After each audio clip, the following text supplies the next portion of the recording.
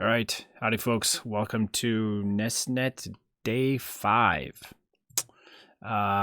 We are going to be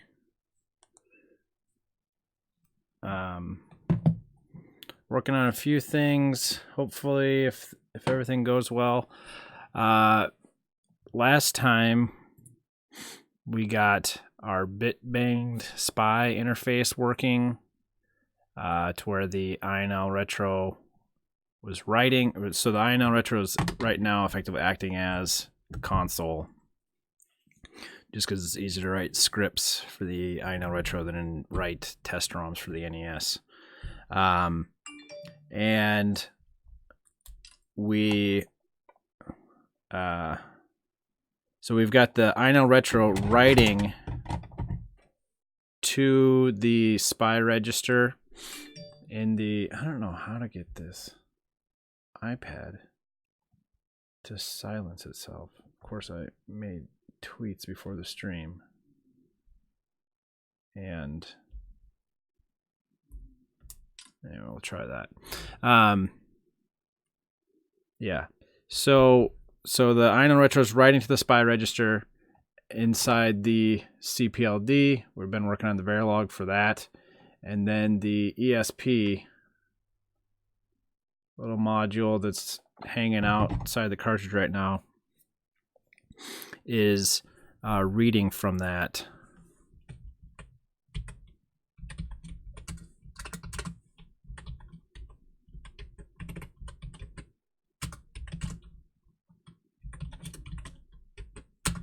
Let's get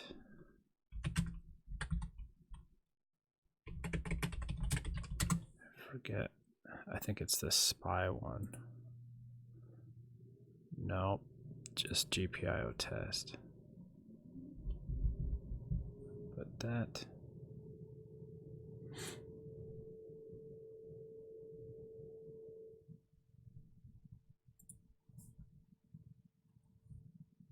Maybe not.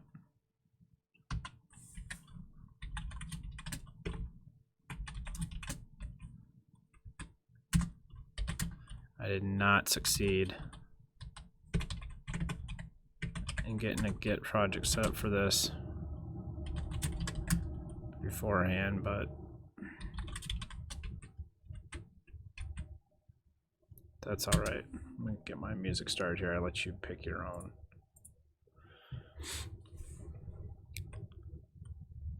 Okay, this looks right, because we rearranged our GPIO last time.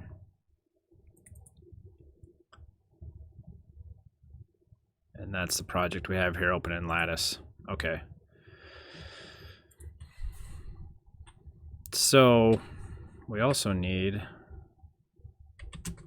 a socket server running.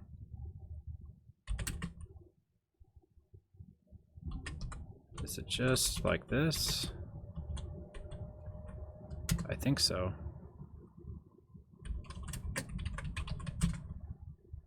Okay. So let's, I think this ESP is set up with a different build. I just want to make sure everything's working here before we start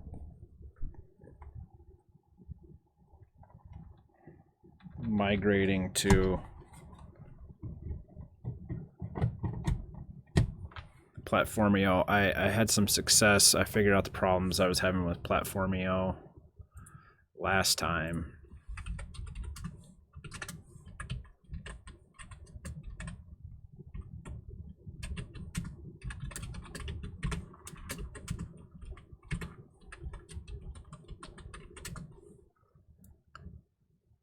So we're getting some UDP packets from the ESP.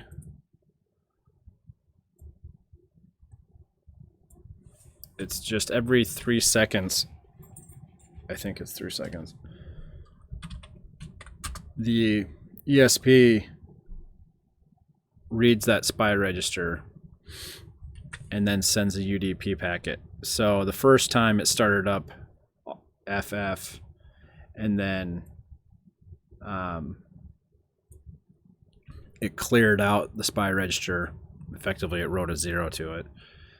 And so every time it reads after that, it's still empty. So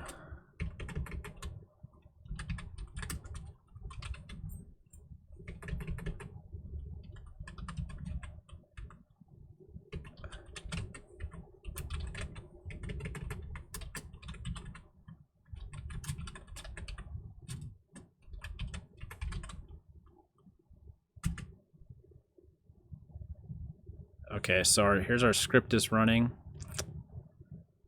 And it's writing these values and then reading it back. And we see that these values are getting read by the ESP. So these match. Now, right now, it's a bit crude, this 3-second timer. It's just the script also waits 3 seconds.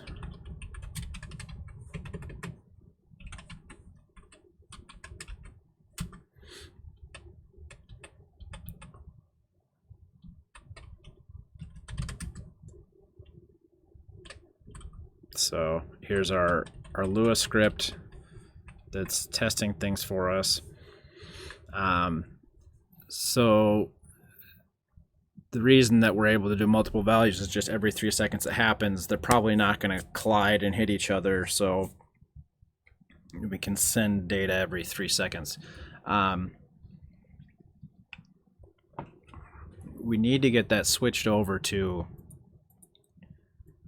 interrupts. So the ESP gets interrupted when the 6502 writes to the SPI register. I've got a couple ideas on how to do that, or how we want to implement the signaling there. But let's see if we can build, because we were using Arduino before and annoyances there. Let's see if we can build and flash the ESP. I think this right here is the problem we were having last time. You need to set the flash mode to D out for the SPI chip.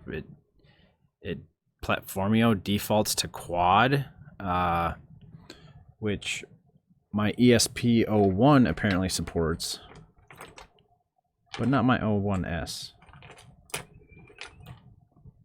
Arduino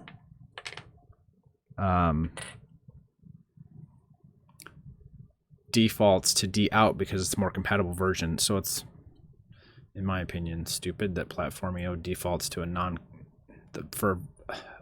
yeah, it's faster. Okay, great, but not all ESP01s support it. Whatever, I figured it out. Now, let's see here.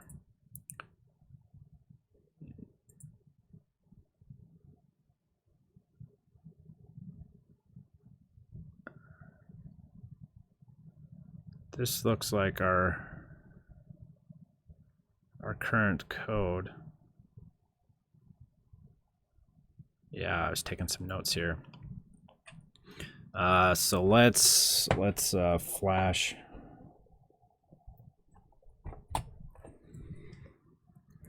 So right now I'm just using a serial USB to serial programmer that these ESP01s are kind of designed to work with, and then we can just swap them back and forth between two different ones. I've only got the logic analyzer wires connected to one of them, but whatever. So let's see if we can build.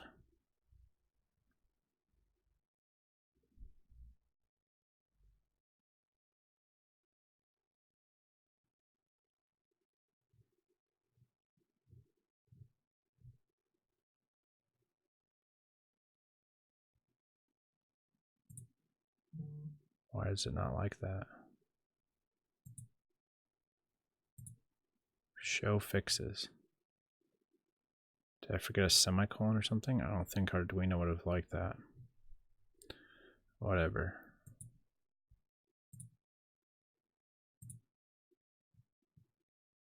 I don't know what was going on there. So it looks like it compiled. Gives us a nice usage. Let's upload. And it appears that platformIO doesn't automatically compile every time you want to upload something. Brilliant. Okay.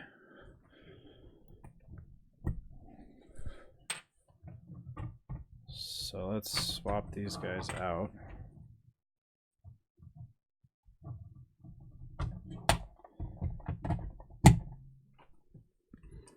And make sure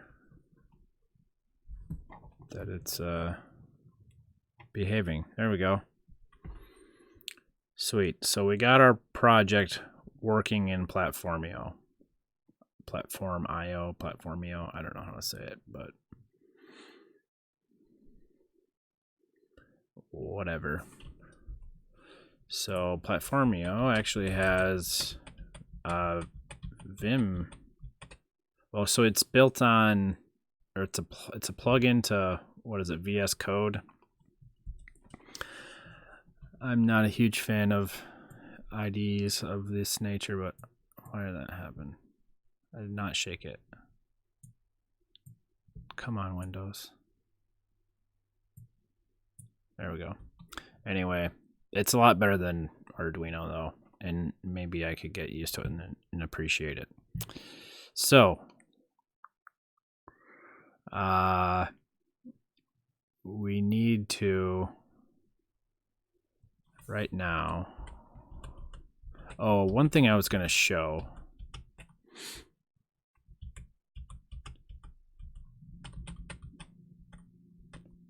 Where's my timing?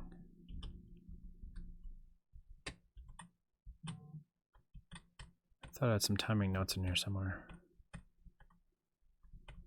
Oh, they're down here. So, the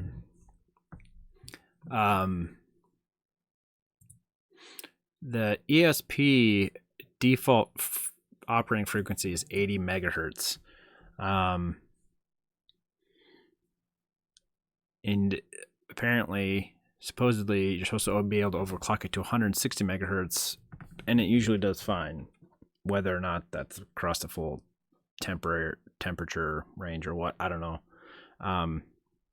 The internet says it's fine, or most people have success with it. Anyway, I figured may as well. But I was curious. So our bit banged code here.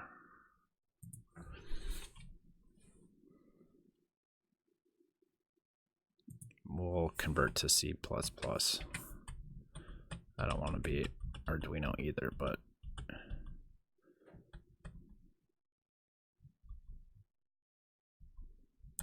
so here's where we take the clock signal high for the first time. So this is preparation that we do for the byte that we're receiving. And then we take clock high and we pull the MISO pin. And then we take clock low and continue on our for loop. So the CPU is iterating through this loop 8 times or whatever. And the speed at which, so operating at 80 megahertz, this is actually 160, but I measured from when the first clock goes high to when the last one goes low, and I was getting 12.46 microseconds or so. And then I changed this to 160 megahertz. And as you can see here, from when I saved it, well, this font's so small, but 12.8 microseconds.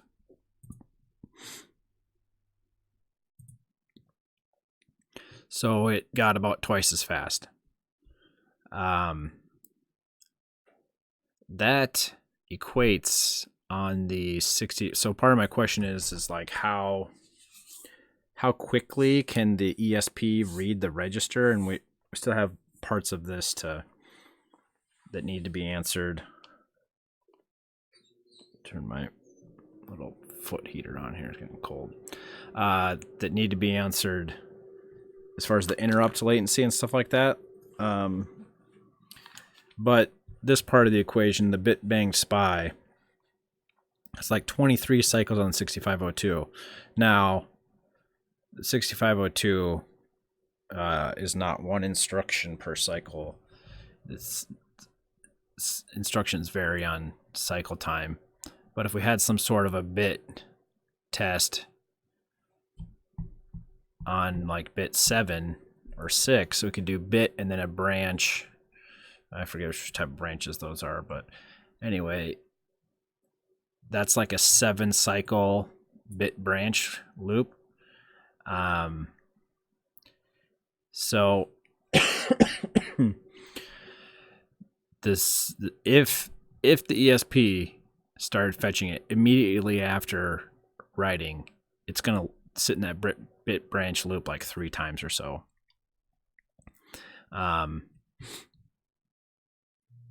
But conceivably that could be the time that you're when you make the first write, then the 6502 prepares for the next write, whether that's pulling something from the stack or whatever, and then have the wait loop at the end.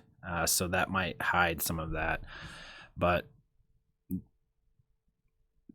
that's what we're currently looking at with the bit banged architecture. So we proved out that 160 megahertz is mostly working. Okay. So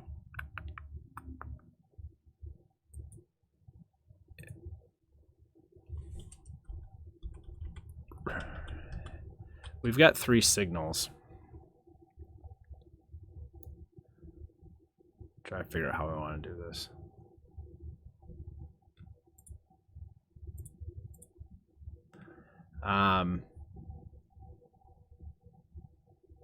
We've got a clock, and then so the ESP is providing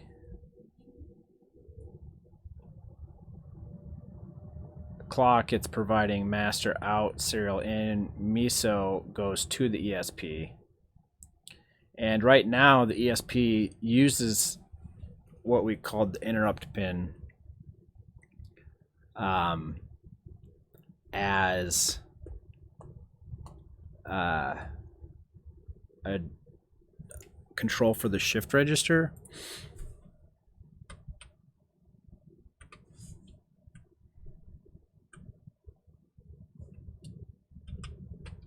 So here's the shift register. The clock for the shift register is an O-ring between when the 6502 writes to 5000 or when the ESP takes its clock signal high. So that clock could be coming from either device.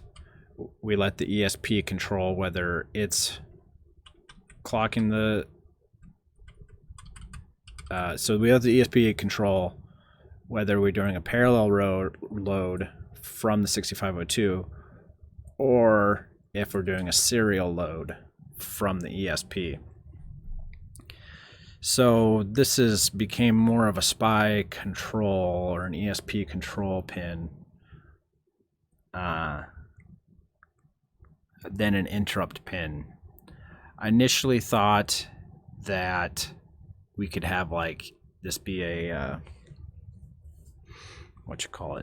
a open drain pin to where the either device, so it's kind of a bi-directional pin, either the mapper or the ESP can take the pin low, but they release the line and the pull-up resistor would take it high. but I think I drew something that would look kind of like that, and I don't really like it, but that's what I was doing here. So the ESP interrupt has some sort of flip-flop for the latch. It just basically, the idea being is that when the 6502 writes to the SPI register, it would also write a 0 to this Wbit. Hey, thanks for the follow, Raspberry Alpine. Welcome to the stream here. So the idea was the 6502, when it writes to the SPI register, it would also write a 0 to this single bit flip-flop. When this flip-flop is 0, it would drive the ESP interrupt line low, and then the ESP could clear this bit by clocking. What was I thinking? Oh, yeah. So when the ESP sends a clock, this bit would be low, so it would select the 0 input of the mux, and the interrupt pin, the current state of the interrupt pin, would latch it. But I need some. If this is holding that low, then I need some sort of inversion, I guess. Anyway, this like circular logic, like I don't really like it. I've got what I think is a better idea.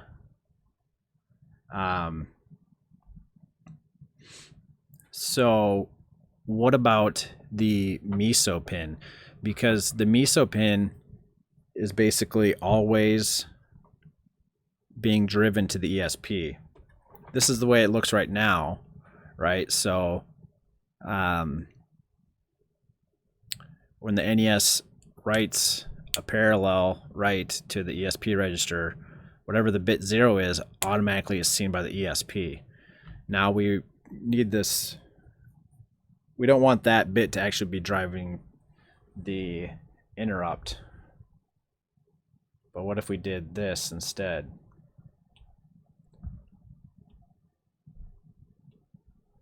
So what if we add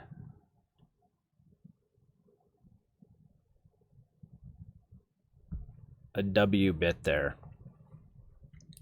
Now, whenever it makes it our shift register a 9-bit shift register, but this last bit, whenever the 6502 writes to the shift register, a 0 will get written here. Just there is no 9th data bit, of course. We're just going to do a write of a 0, and that will take the MISO pin low. Now the ESP is going to become responsible for clearing its own interrupt, and the way it's going to do that is the value that it shifts back in, it has to shift the first bit high, and that will trickle through a shift register and then clear its own interrupt. And part of the benefit of this is now also so the 6502 is able to read from this SPI register, but it needs to know when it's allowed to write to it again. To some degree, we can like put this W bit in like a 5001 register or something like that, a different register. Hey, Deedle, morning to you. This is still kind of half-baked idea because there's some problems with it. But if we put this W bit, say at 5000 bit 7, now the 6502 can pull 5000 and check to see if this bit is set, then it's allowed to write to the register again. The only problem with that is this bit will get set when the ESP, so say that the value, 00001 gets written by the 6502. The first bit shift that the ESP does on this SPI register, this 1 is going to end up here. And reading, so if the 6502 read while the ESP was bit shifting, it would get an artificial setting of this W register. So we have to protect against that somehow. I'm not sure how yet, but we'll think about that. So it'll be kind of like a sneaky 1 byte buffer when reading 2007. Yeah, basically it's going to be very similar to that. It's just this register is going to be at 5000. So it's a little bit when the 6502 writes to the PPU register 2007, it's a little bit like the 6502 is taking over control of the PPU's memory bus. So in some sense, the CPU is more of the master in that case. In this situation, it's just a communication channel, and the ESP is actually, the ESP and the mapper are ones that are kind of controlling everything. We just have to make sure that the 6502 doesn't get confused in the process. Anyway, so I think I want to go ahead and implement this, but I would also like to implement, so this is going to be 2 parts. We have to change the verilog to do this. And we're also going to have to change the interrupt SNES Sensei. This rules. Happy Friday. Thanks for stopping by. Happy Friday to you as well. Today is also my 10th anniversary of releasing, or of selling things as InfiniteNesLives. I kind of like started this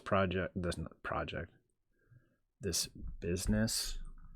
Let's see, I got a picture here somewhere. I'll show you. Thanks for the follow.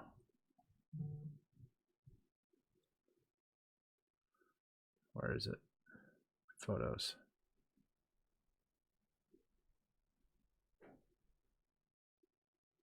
There we go. It's just a copy of my email. The first PayPal email. There we go. December 13th, 2009, I sold an original Nintendo NES USB controller, exclamation point, not a remake, exclamation point, for $16.50 with $4 shipping. Yeah, thanks. So I started this whole nice, good price. Yeah, it was too low, but I was learning. I mean, it got going, and I was excited. But yeah, I kind of like started all this stuff 10 years ago. I got out of the Navy, and thanks, Delahan. How you doing? I got out of the Navy. I started going to school for electrical engineering. It was in 2009. Like, the recession was pretty heavy at that point. I was trying to find part-time work while I was going to school. I couldn't. I was like getting into emulators and playing NES games again, and realized the keyboard was a terrible controller. And so I was like, oh, I bet I could make my own USB controller. And then I'm like, hey, I bet people would buy these. And there was Chinese versions of these NES USB controllers, and they were like $20 new, but they were, you know, they weren't the original controller. They didn't feel the same. Not as good as the original.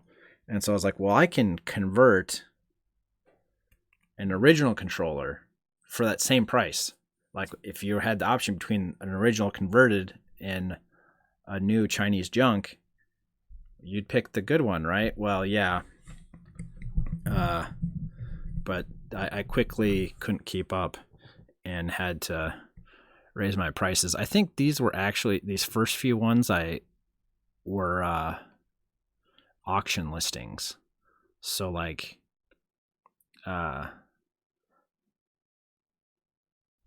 the price actually, like I said, had it start at $15 or something like that, and then bids would raise the price.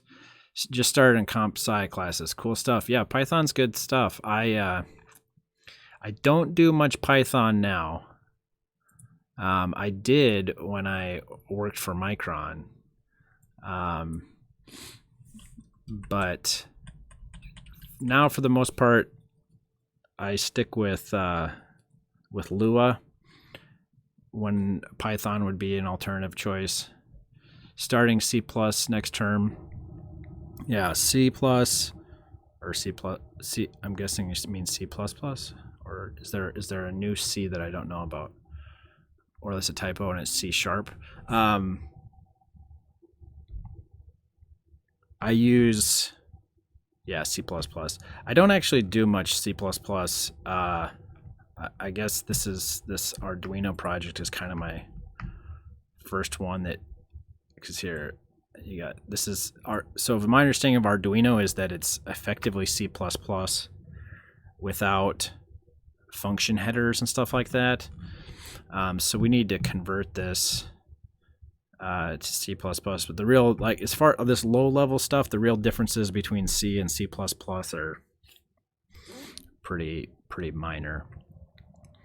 And the Lua code that I write is written from the mentality of a C programmer. Yeah, C++ is, I do work with assembly, so on my Wednesday streams when we do whoops, that's not what I meant to click on. Where'd it go? When I work on Alwa, yes. My port of Alwa's Awakening to the NES. This is all in 6502 assembly.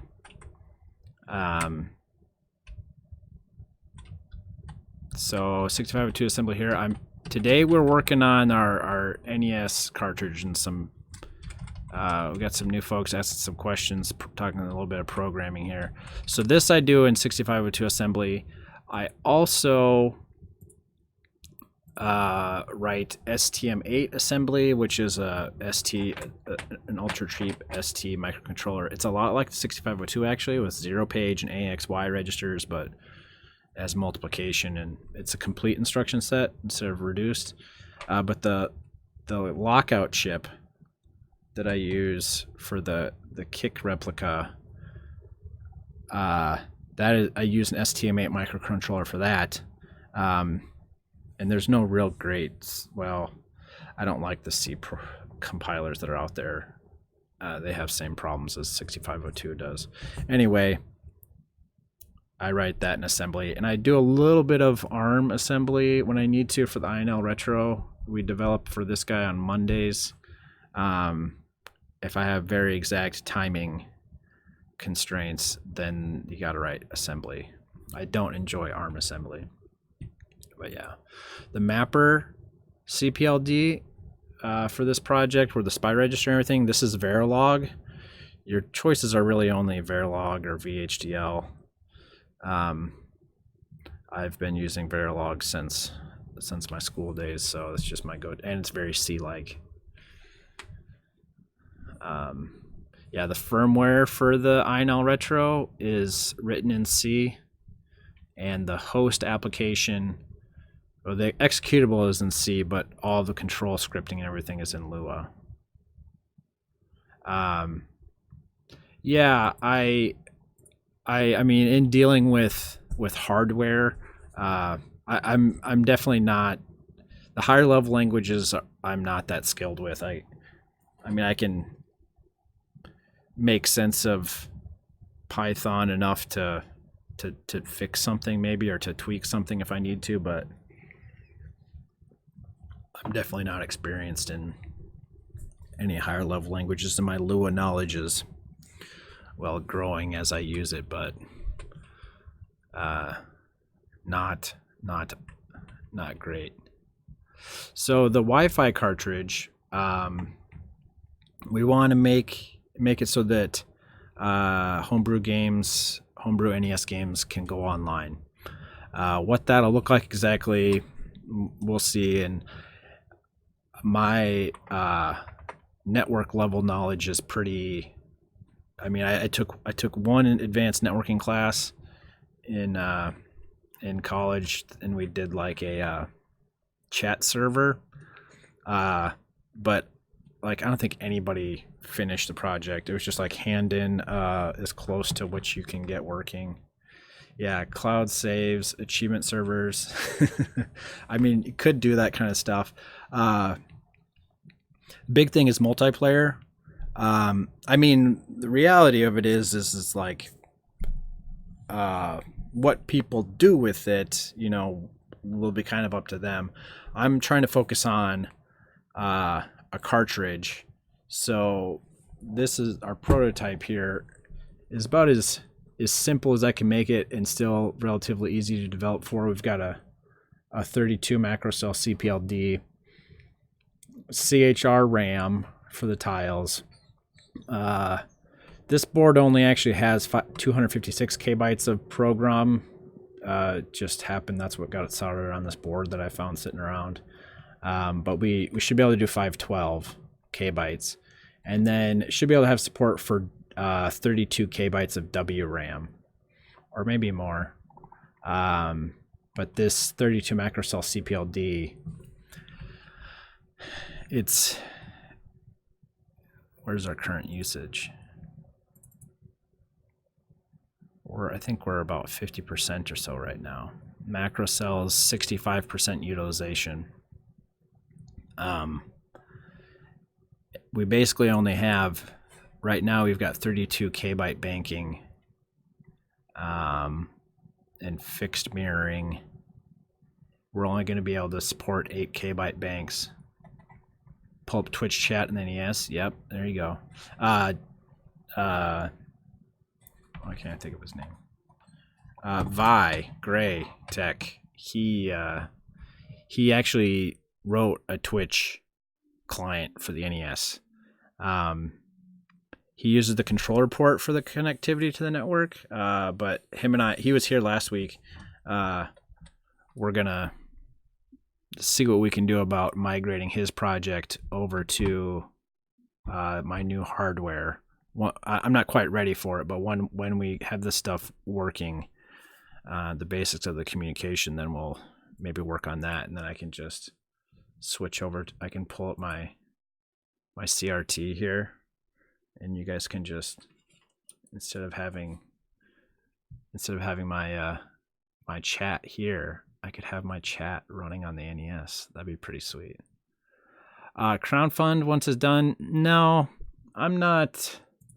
Crowdfunding is great, but personally, I don't think I could handle. I mean, my business is self-sufficient enough to where I can afford to start manufacturing on this. My brother does all the assembly. I get all the parts and the design work, of course, and we sell them online. So we can do it more organically. Yeah. So Kickstarter is great means of marketing a new project. I've just never felt the need to market myself. Maybe I should, but I have a hard time keeping up with correspondence as it is. Keeping up with Kickstarter, like, I'm probably just going to upset a lot of people. So, yeah. All right. Now, let's get back to business here. We have this right. Here's our ESP code. We just have our forever loop here.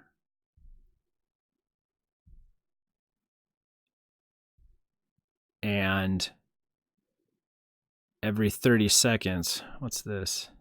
Oh, so this is serial debug. Parse a UDP packet if we served one. We haven't gotten to the point where we're doing anything with a packet, a UDP packet that comes from the host or another device to the ESP.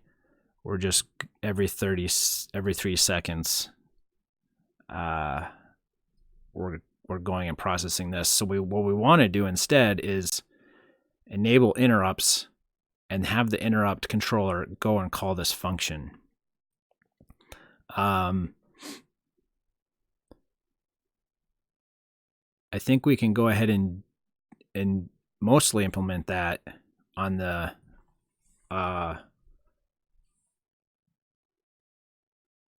lower bit like we want to. But for now, it'll just be bit 0. So you have to write a specific value to get that interrupt to happen. And then we'll change our verilog. So we'll try to take it one step at a time here. My little programming wire is stuck in here. I want to get this out.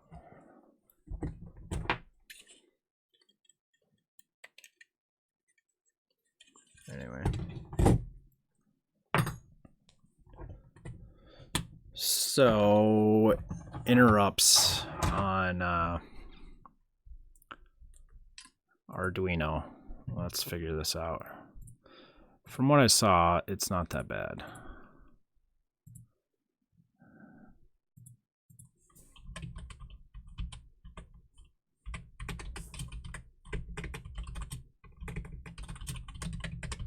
And then we can connect up the logic analyzer and get an idea of what kind of latencies we could have. From what I've researched previously, it's the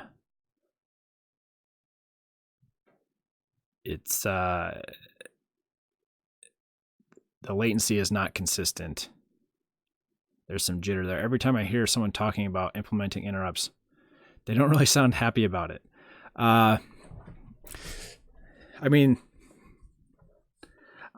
I've become more comfortable with them, so I'm not necessarily unhappy about it, but anytime I'm with this project, with the ESP, anything like I'm doing something new, it's proved somewhat problematic, so I don't know, but they are a little bit complicated, especially on the microcontroller, the low level, just because, well, the processor has to have interrupts enabled. You have to, it's just your function is supposed to get called when the interrupt happens. And if your function's not getting called, then you're like, how do I, it's difficult to troubleshoot. It is the correct solution in many cases, but troubleshooting can be difficult because your code's just supposed to go start executing, and if it's not executing, then like you can't like step through your code and be like, hey, why is this function not getting called? No, the processor's just supposed to jump there. So figuring out why that's probably why people get frustrated by it or unhappy, because debugging is not as easy as other stuff.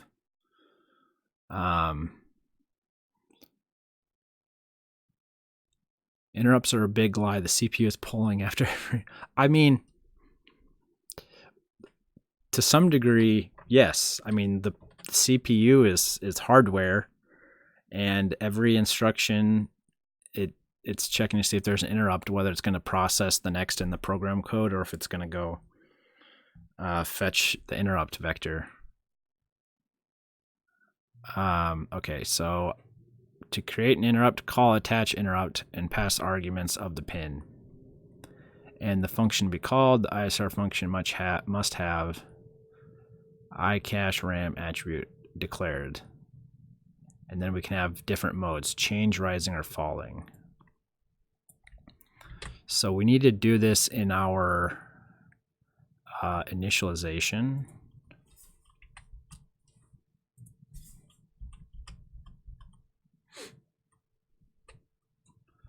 So after we set up all of our GPIO,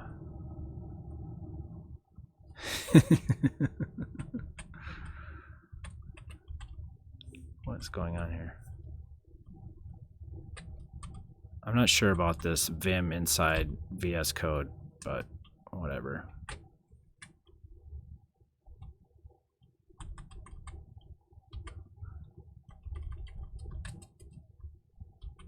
So we want interrupts on the master in serial out.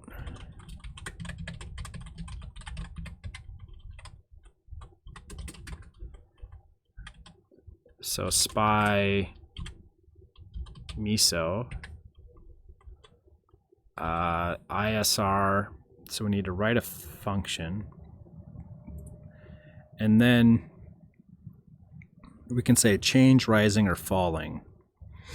Let's just set it to change for now.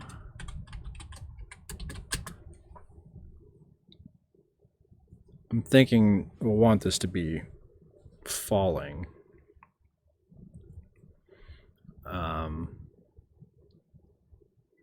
But for now, we'll just set it to change.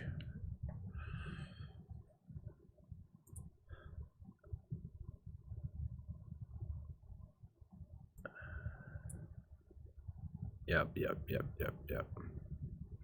So interrupts, main program be running, interrupt occurs, it jumps to your handling routine, and then at the end it goes back to, so usually it's the processor will store the current status and program counter onto the stack.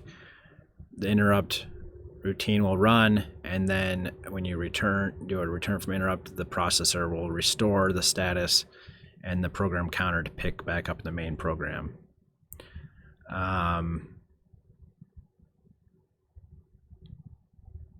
Digital pin, the first.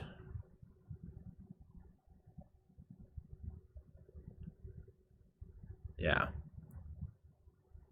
Oh, good to know. Supports interrupts on any GPIO except 16. Well, we're not using 16. So the function that we want to be called, we have to, oh wait, attach. Yeah, you want it to be as quick as possible. The processor can get back to what it's doing. If there's more complex things that you want to program, usually what you'll do is you'll set some flag, and then the main program will pull that flag to determine that, you know, the ISR happened. We need to go process that incoming data. We'll work towards that.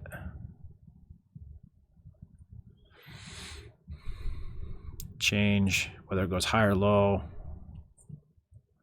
Yeah. Let's see.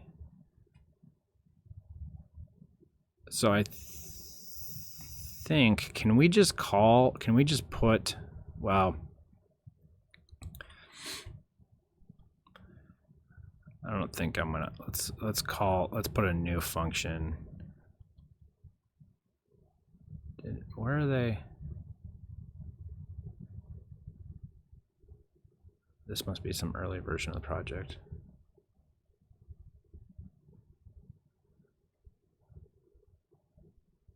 Oh, yeah. Wait.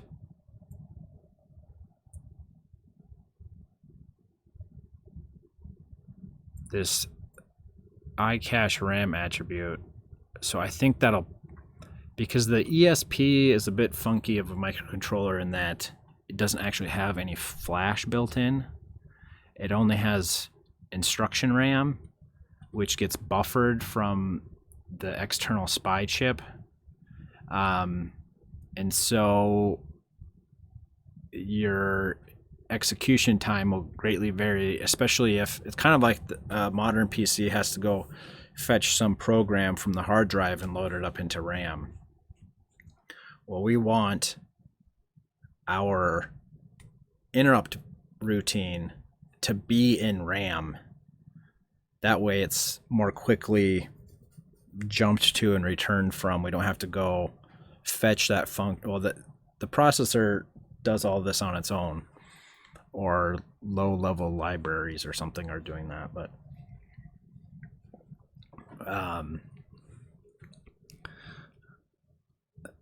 detects movement. Yeah, see, here's, so we'll make our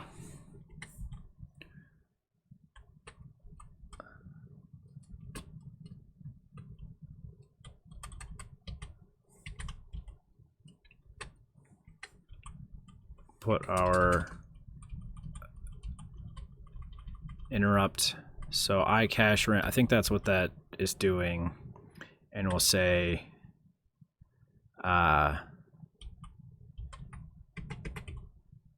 MISO ISR.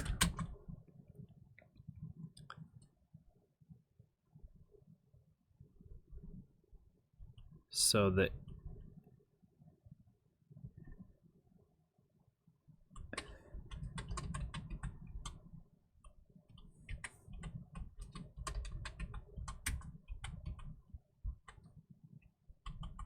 I don't like this highlighting. So we need to change this to MISO ISR. Okay.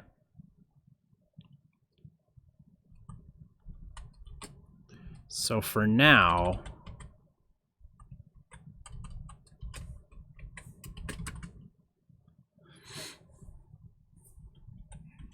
let's just send a UDP packet that it was sensed.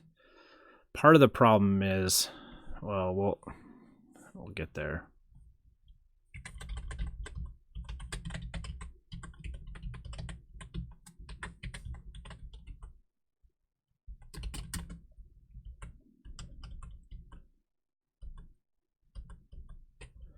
Let's leave this out here.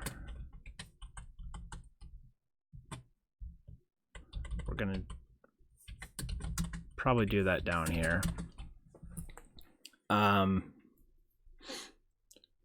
So for now, the ESP is not going to be polling the SPI register. We should just be able to change on the INLretro side, whatever the lowest bit is that we write to our register. If that changes, that should cause an interrupt. So this is our hello world of interrupts.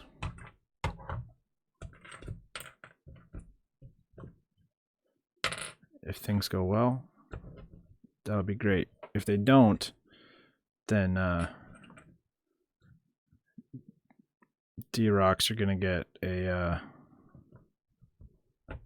bit of insight as to why people cringe when they implement interrupts for the first time.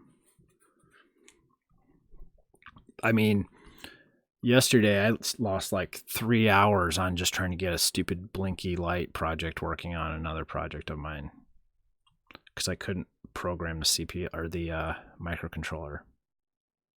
Like those first steps are like can be some of the most frustrating ones when things aren't working. All right, so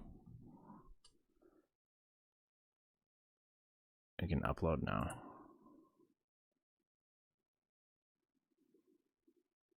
I also increased the upload speed.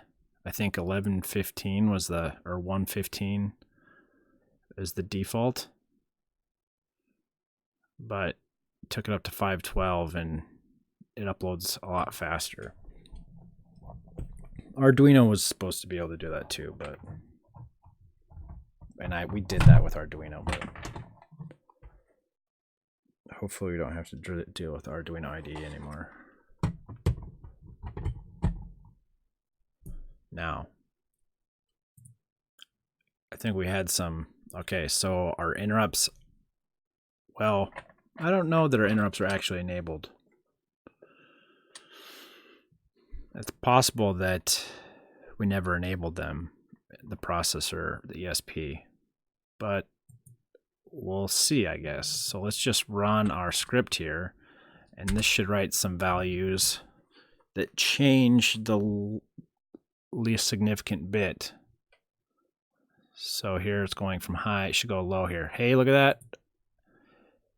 Interrupt occurred. Sweet. So we went from, it started with the CPLD starts up the SPI register FF.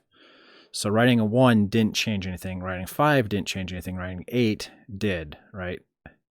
Hex 1 0 0 0. So there it went from 1 to 0. We got 2 interrupts altogether, it looks like. So we got one here, and then we went from 8 to A, 1 0 1 0, nothing changed. And then we went from A to 5, 0 1 0 1. So there we should got our second interrupt. C3, that has bit 0 set, as does FF. So, okay.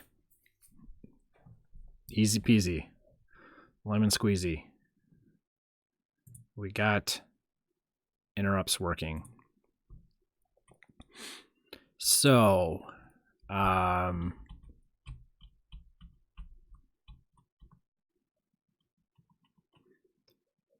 think we want this to be interrupts on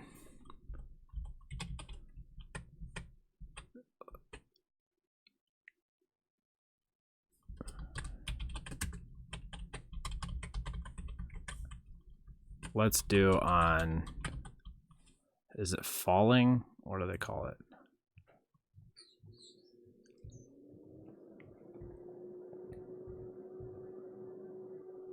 Yeah, rising or falling. Let's do falling.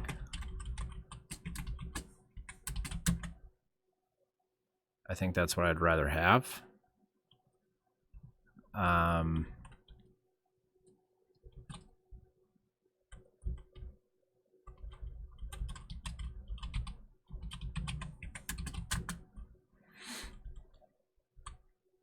I am curious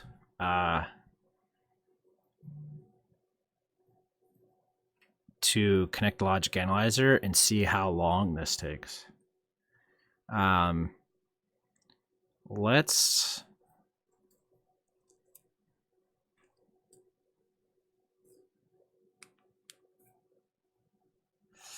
do this. Hey, Retro Stage. What's going on, man? So let's just go, if we don't change our script, right? We're coming along. We're with the, to date, the ESP was just checking every 3 registers, our SPI register that the 6502 writes to. And right now we're implementing interrupts so that whenever the 6502 writes to the register, the ESP gets interrupted, and then can read the register and do whatever it needs to. So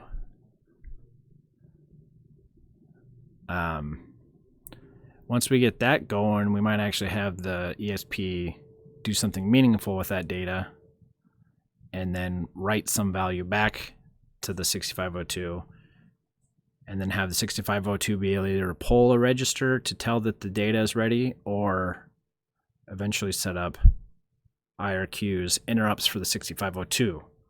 So the 6502 can go back to what it's doing and just get interrupted when, if it like made a whatever request it made, if it's expected to take, you know, a while to complete, it can just say, hey, go do this thing, interrupt me when you're done.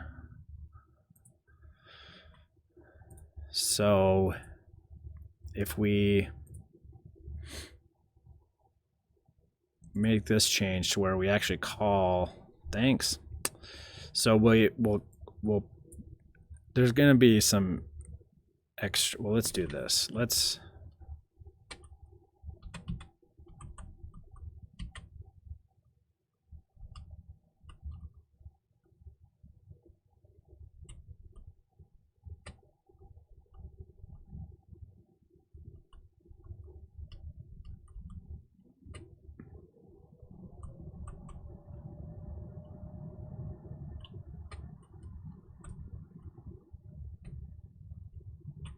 I think I'm just going to go ahead and preemptively take SPI clock high.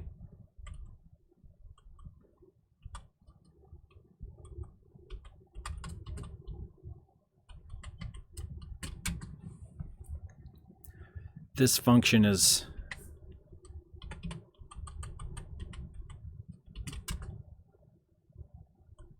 going to take it high on its own, but this like gives us best case, like from the time that we'll be able to see when the MISO pin changes, and then we'll be able to see when the ESP changes SPI clock. So let's, if we just do upload, does it compile and then upload? I think so. Oh, although this is the, there's no ESP in there.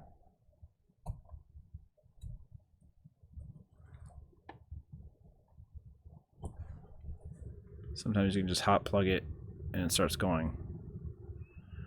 Okay.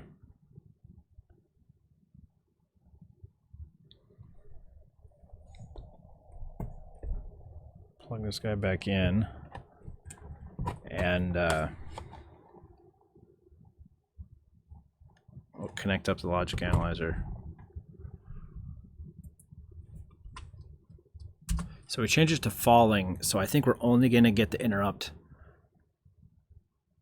Oh, interesting. It wrote the value 1 and it read back FF. Now here it went from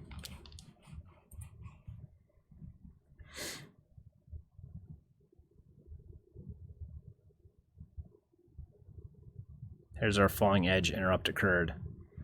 So MISO interrupts are enabled. It read the value 8 because this is when we went from the least significant bit went from 5 to 0. And so the ESP fetched it and it flushed the SPI register, leaving a 0 value. So when the INLretro takes a while, there's a different USB transaction that occurs. So we write a value. Well, I do a print of whether that's going to happen. I do a write to an NES style write, and then I do a read. Now there's some latency of those USB packets and the Lua code and all this stuff. So the ESP was fast enough to fetch it and flush the register. Not sure what exactly happened here on this first interaction, but this looks like it's expected.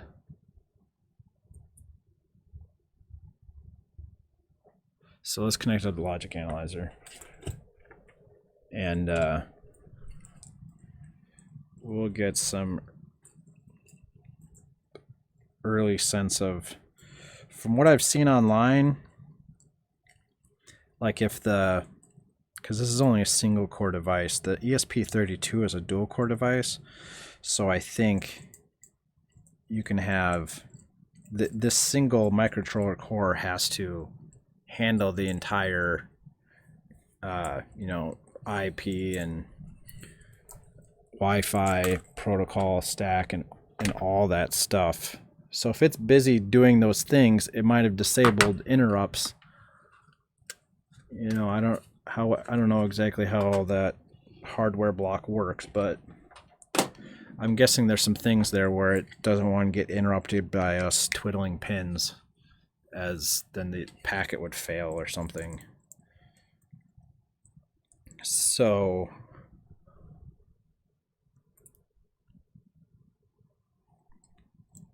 we may not have, or I'm not expecting to get the same results every time, but it probably depends upon the project, because if there's nothing really going on, if it's not getting other packets when things happen. So let's see here. I forget what's what. Let's just connect it up. I think those first two pins are what we want.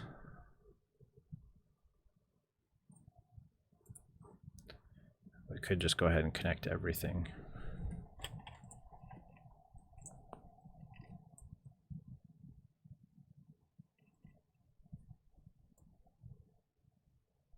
Okay.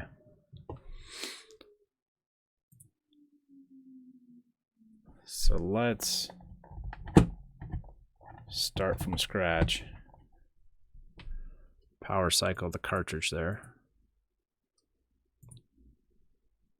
All right, interrupts are enabled. It's just hanging out waiting. Let's set our trigger to a logic change on any channel. Start the logic analyzer. Now it's just waiting. And we'll run our script.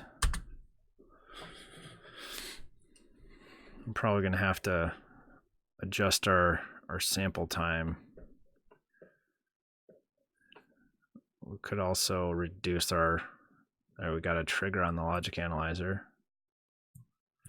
So, oh, that's not, it doesn't look too bad. What's our timing there? So this is the SPI register output went low when we wrote this 8. And then the ISR took it high. So what do we have for timing there?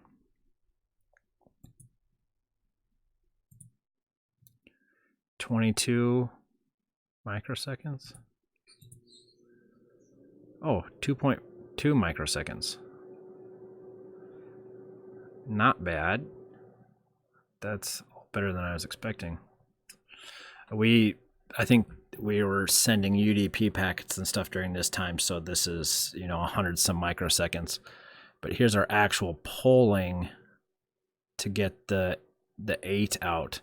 So we read 0, 0, 0, 0, 1, 0, 0, 0, 0. Here's the only 1. The logic, the level changes on falling edges of clock, and then we pull shortly after we take the rising edge high. So this pull would be on. So we got the value 8 there like we expected. Let's so we got 2.24 microseconds. Let's do that again.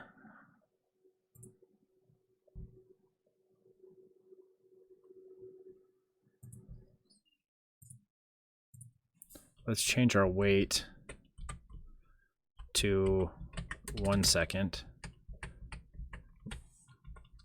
Let's go ahead and run it again.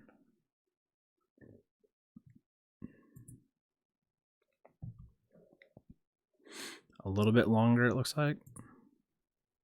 2.4 microseconds.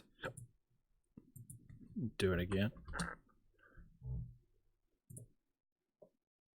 Got our trigger.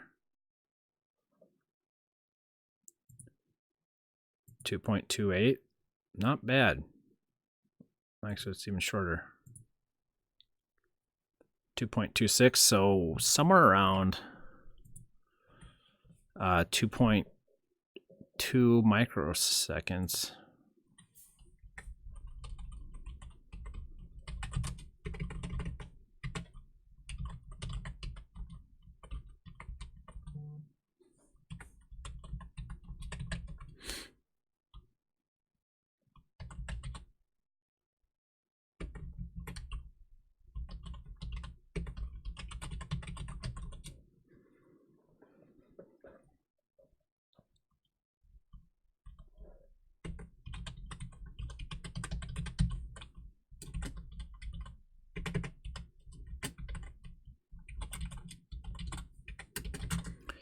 So we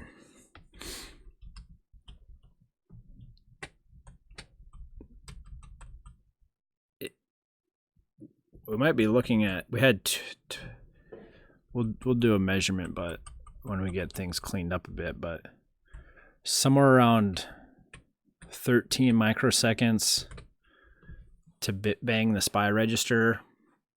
The ISR latency is not too bad here. And like I say, I think that's partially because the ESP is not busy doing other things. When we start taxing it with, send some message and the 6502 wants to write more data, it needs to go do those things before it can come. Well, I don't 100% know what of those higher level internet functions are interruptible or not, but anyway, I think this is best case, and depending upon what we're doing, we could see much longer.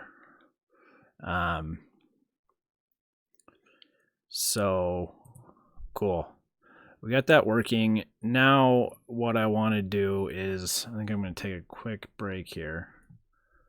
But the thing we'll do next is implement this 9th bit of the shift register that always gets written to a 0.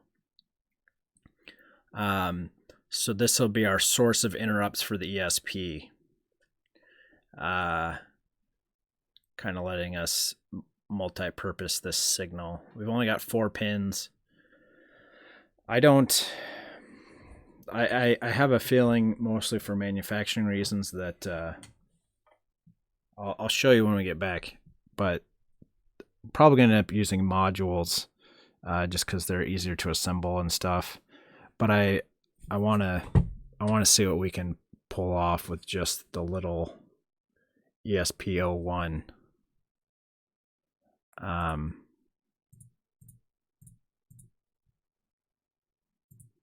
This little guy, and there's some conveniences here. They're about the same cost, but I also don't know if these are actually FCC certified. I'm guessing not. The modules have FCC certification stamped on there. Whether or not they actually do, I don't know, but whatever. So I'm just going to take a quick break. I'll come right back, and we will start tinkering with the register here.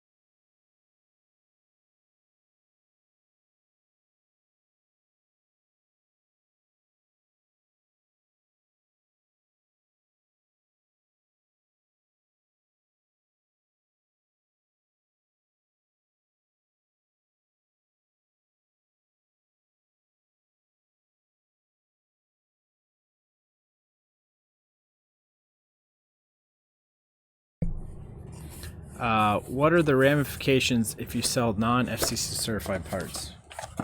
Good question. I don't know. I mean, part of the thing is these modules, I mean, I don't know if I'll ever have a good answer for you. You can get these modules, and these are supposedly FCC certified. They come in a little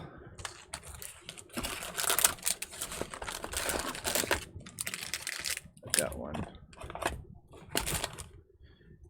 here. I've got one that's soldered to a little breakout board, but there's a little can there.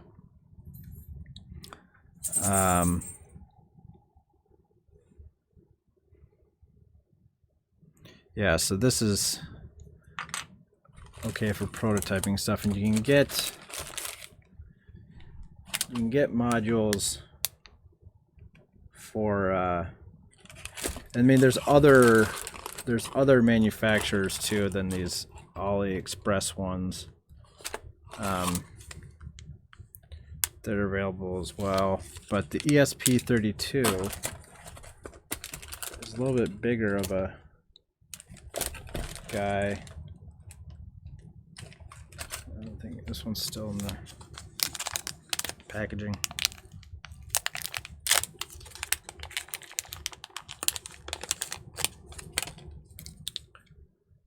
So this is I forget what exactly of a development board, but it's got an ESP32 module on there, which is a little bit bigger. It has more IO available, but these modules can be soldered directly down surface mount onto a PCB, which makes it pretty ideal for manufacturing for our manufacturing abilities and processes. But these little guys are kind of nifty. They're easier to socket and stuff. The only thing is with them having you couldn't actually fit that socket into a cartridge. I don't know where it ran off to. There it is.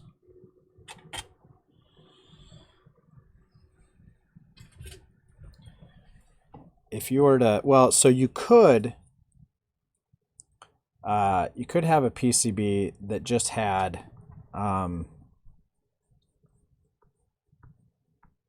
you know, 8 through holes, and you could just push that through and then through hole solder it on there. If it's like FCC radio, example, prudent content is aired, prudent. Nothing happens until someone submits a complaint to the FCC. Yeah, that's kind of the situation. I mean, part of it is like, you know, these ESP modules have been selling for years on all. I'm pretty sure these little. I mean, part of the thing is like, you sell the little development board. You know, the chip itself can't be FCC certified, but the modules can, because there's no antenna in the chip itself. It needs to contain the antenna and everything. So it's possible that these are, but they don't stamp any sort of FCC certification on there. So I guess the assumption is they're not. But like, it's like, you can make something that is not FCC compliant.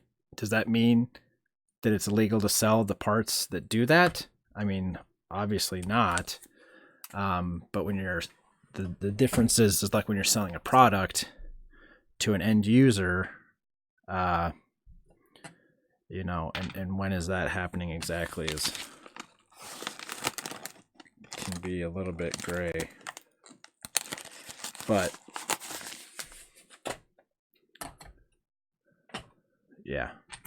So anyway, I want to see what we could do with the minimal ESP01 and a little bit easier. I can do over-the-air updates, but they're slow.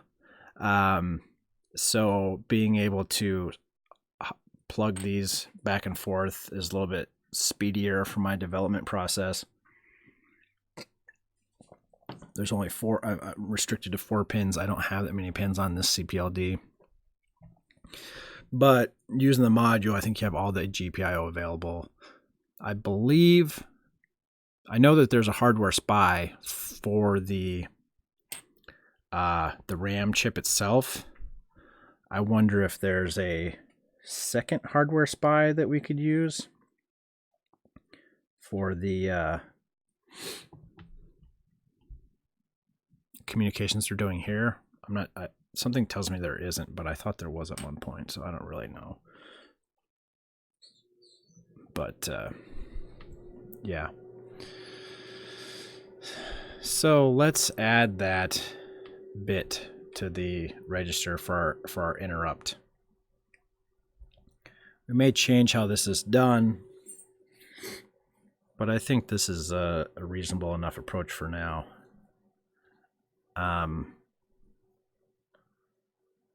How we keep the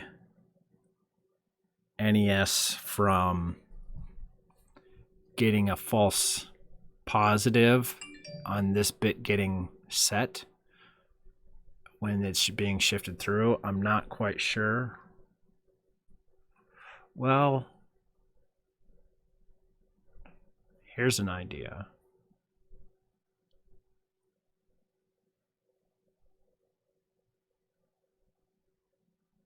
And this is kind of,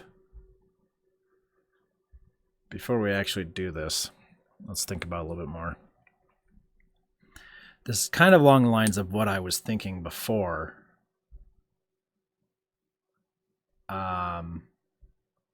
With, I don't know where it ran off to.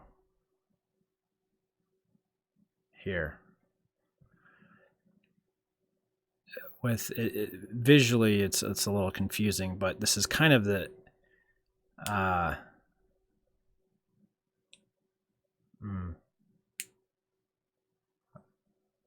don't know. What I was gonna say is if we separate this to where instead of this, because these bits get fed from each other down the line when it shifts. I was going to say, what if this bit, instead of getting fed from the bit before it, gets fed from something like what we're currently calling the interrupt pin, although it's quickly becoming not that, but the ESP control pin.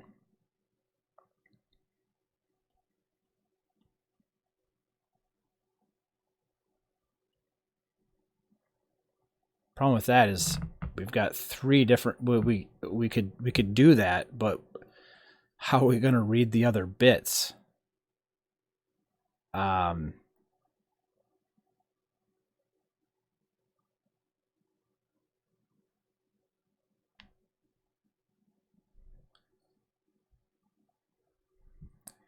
Instead of doing that, what about this?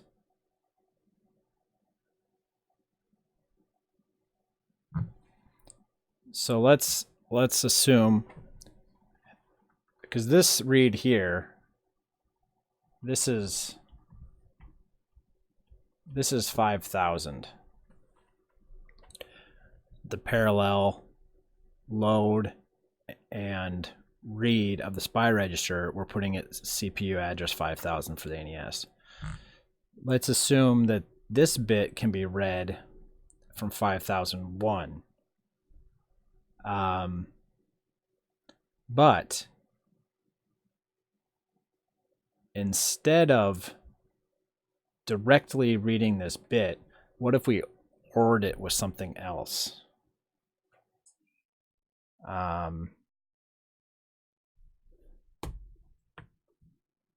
the control pin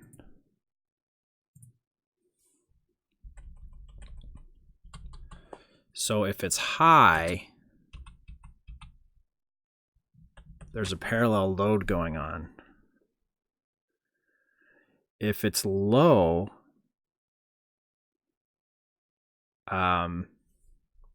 then there's a serial load going on. So what we could effectively do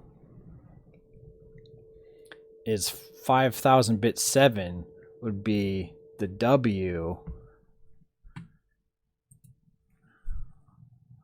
and we could OR that with, so this W bit, and we could also load it with OR it with the interrupt pin. So, or no, we need an AND gate, I guess. It doesn't really look like. Or wait, what do we want? What's the logic we want here?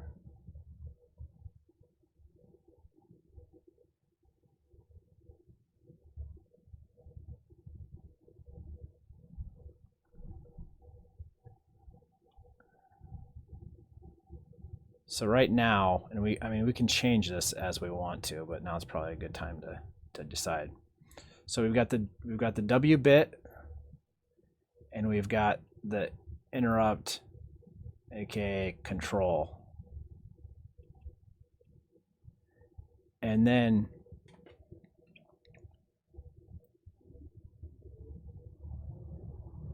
we got what we want the 6502 to actually see.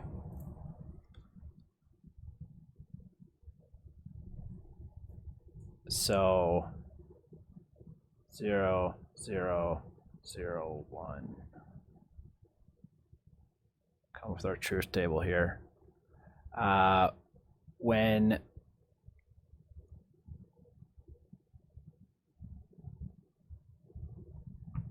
idea is this bit has to be set before the ESP, or before the 6502 can write to it again. So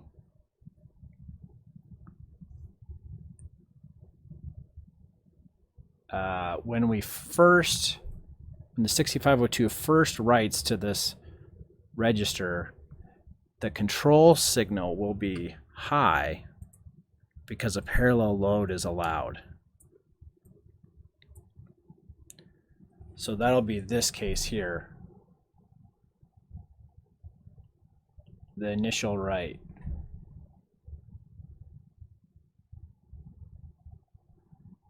We want this to be 0.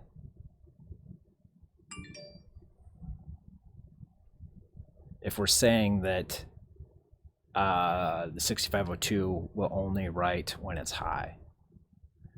Now, when the ESP first starts fetching,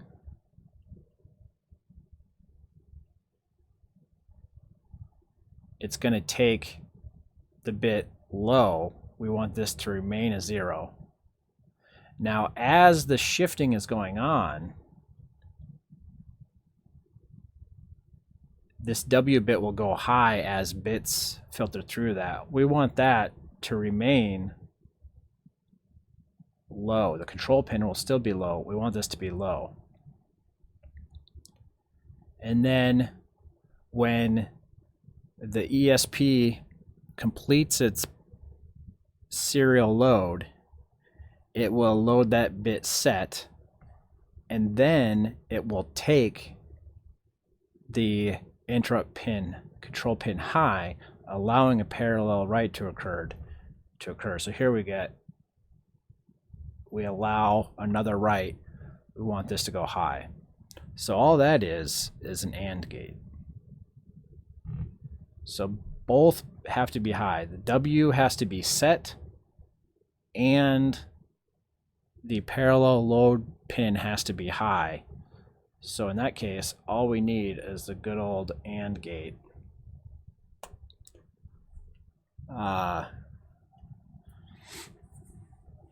Which is about as simple as we're going to be able to get. Let's do that. that seems good.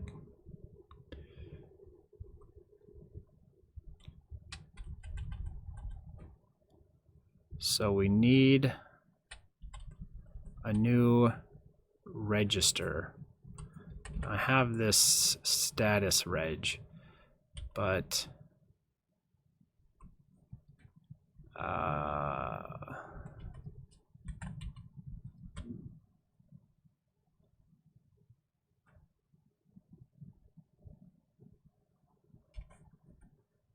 what do we want to call this bit? I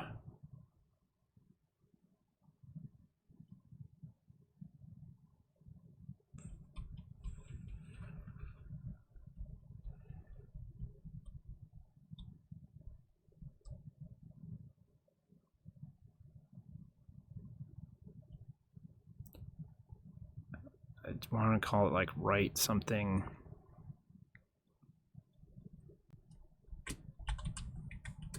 I don't know.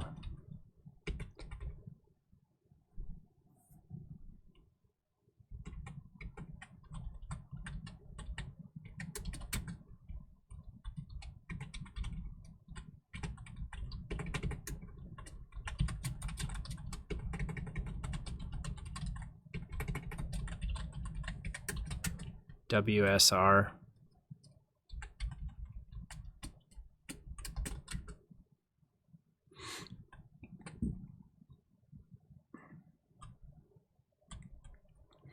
So when a parallel load occurs, the WSR is going to get set to 0. Clear, disallowing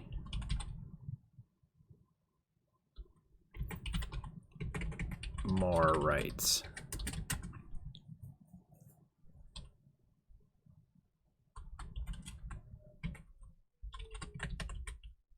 So this will interrupt the ESP and disallow more writes.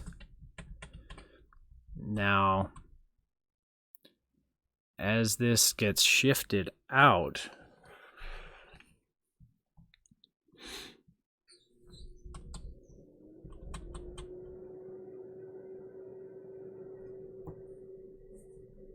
this is all still true.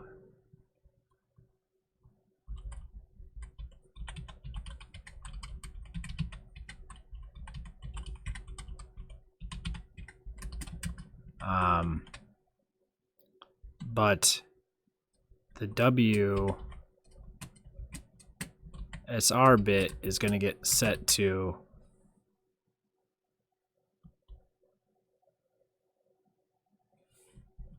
SPI reg 0.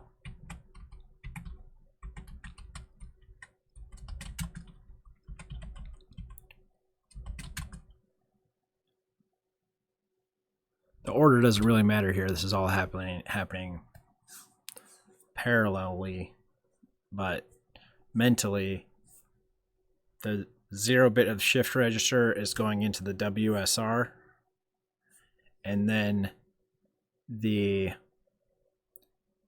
master out slave in pin is bit 7, and then bits get shifted into bit 7, and then the SPI register bits 7 through 1 get shifted into bits 6 through 0. So this is shifting right.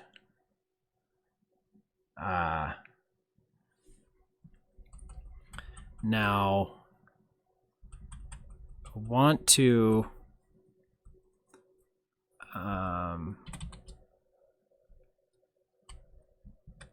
one thing we haven't actually implemented yet is this shift register, or not shift register, status register.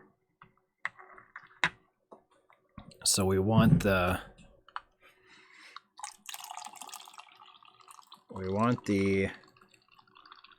6502 to be able to read another register,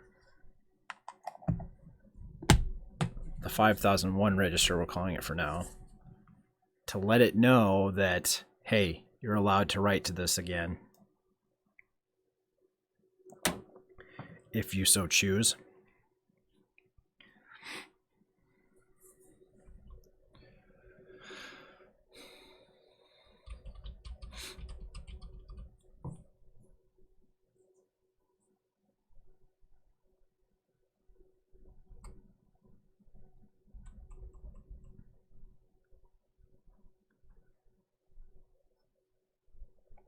So I had these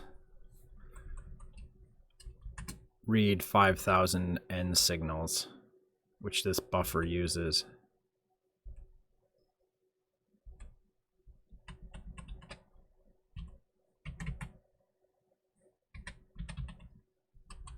Also, we don't have it yet, but this here, CPU address pin 0 needs to be 0 as well.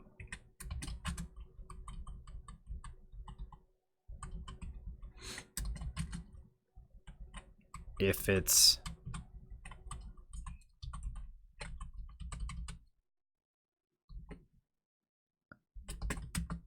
this is, for now, this is only really going to be a read-only register. I don't think we need any, I don't think the 6502 is ever really going to need to write to this register. We might have it to where a write to this register will clear a pending interrupt, but for now we just need the 6502 to be able to read from this register. So that is this case. And I wired up the prototype to have the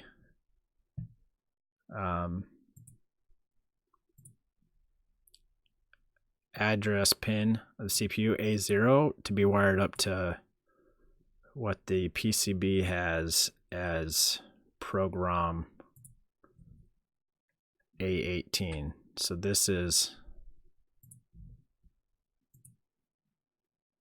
the A18, the most significant address bit of the program, but I've actually only got a 256 byte on here for now, so it turns out somewhat convenient. I have a wire going from this pin of the ROM to this one, which feeds the A0 pin into the CPLD here. So we'll have to fix the constraint editor for that. And I think, yeah, I've only got program address pin A17 through 13 defined currently.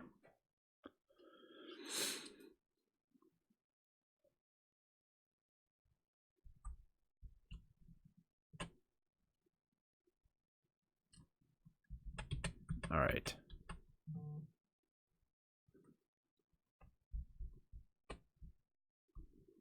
So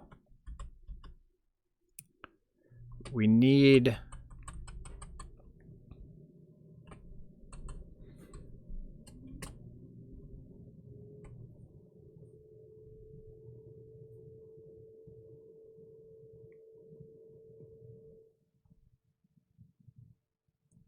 a bidirectional buffer.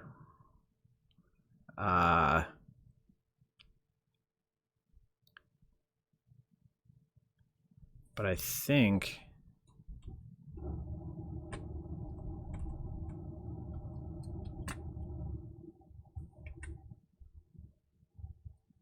so this is the 8-bit bidirectional buffer that is controlling if the CPU can read from the 5000 register. What we really want is a 1-bit version of this.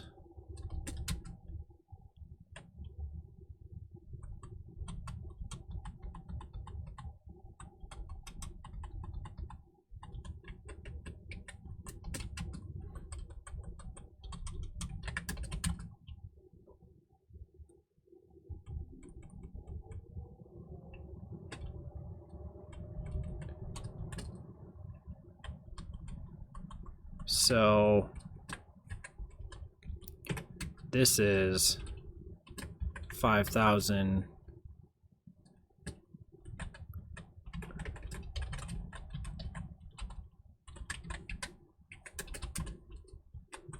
We need one similar to this, except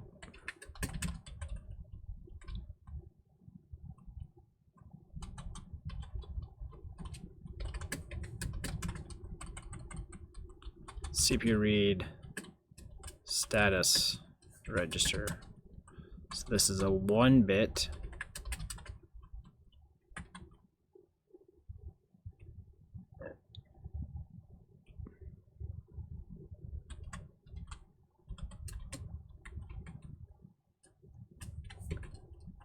So this is the status of the W. We output on this when the 5001 read signal is high. The input is WSR and ESP interrupt. I think we can just do that right there, and those two signals together, and then the output, we'll put this on pin 7, on data pin 7.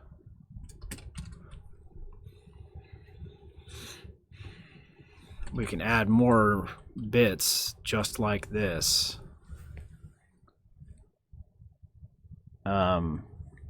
We would just change the input and change the data bit that they get output on.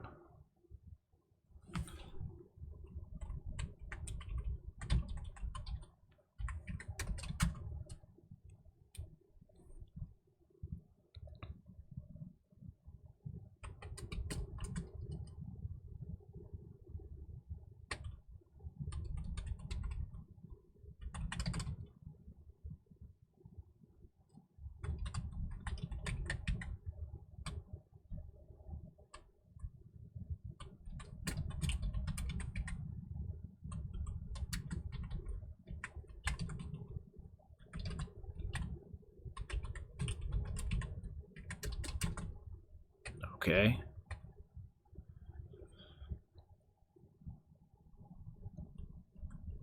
Now we can synthesize this, but we have to make sure that the constraint editor has that A0 going to the right CPLD pin. I think it's the only pin that's available, so it's probably just going to go there.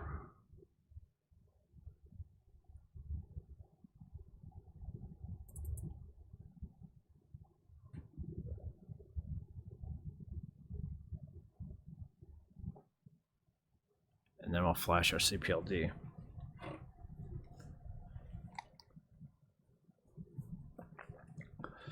And then if that seems to be going okay, we'll modify our INLretro script and see if the thing's behaving like we hope it is.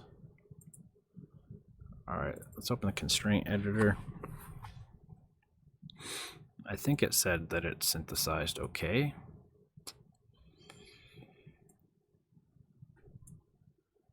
So CPU A0, pin 9, is that right? Yep, pin 9. I might have already put this in there, but this is pin 1.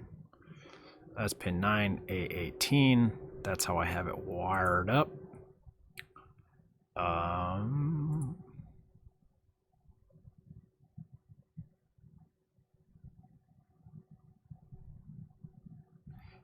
PPU A11 is not used because we just have it set to vertical mirroring right now. So that all looks good. Let's close that guy. What's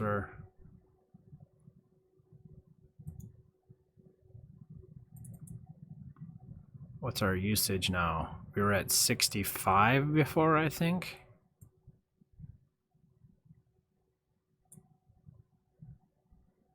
macro cell is 68.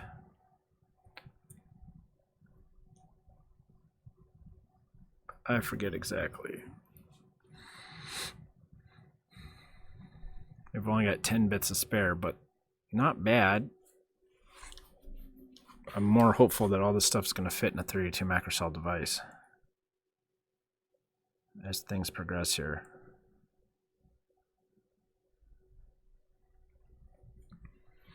All right. So let's flash our CPLD. With this configuration,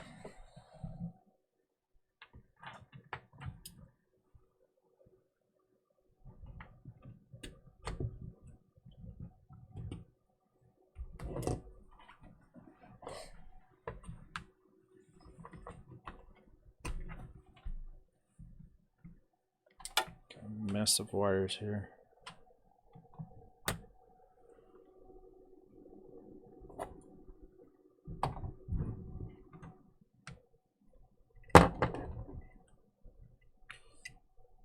Now they're becoming ESP master. We can just make all these wires wireless, right?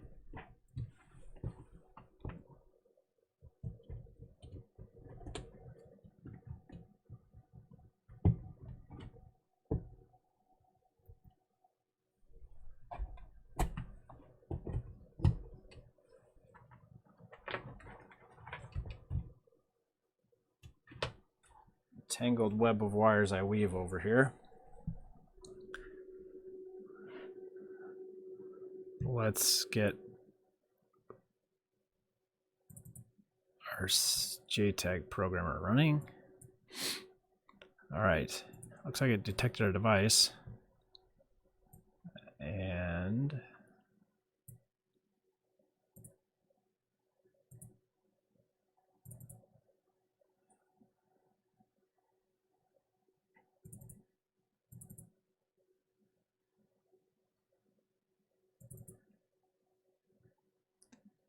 so this is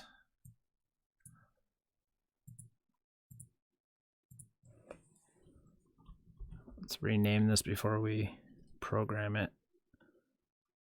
It's got the right synthesis time there, Wbit.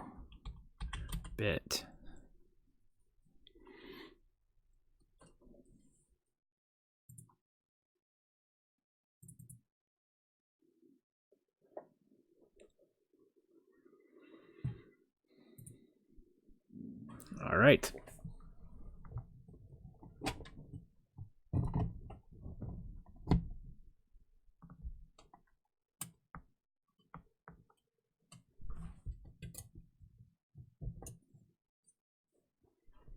So shouldn't have to change the ESP code yet. We should make a new line or something in here, but anyway, serial disabled. So MISO pin interrupts are enabled. We're going to have to modify our shift register, our bit bang shift register, to actually clear the W bit. And now there's 9 bits to shift out. But so we have some broken expectations there. Let's change what we want to happen on the NES end for the with the INLretro script. So what we're doing before was, let's keep this write sequence just because we should expect to see an interrupt happen here. We might not get any more though, because it's going to be loading in zeros. The ESP won't be clearing its own register. But let's do this.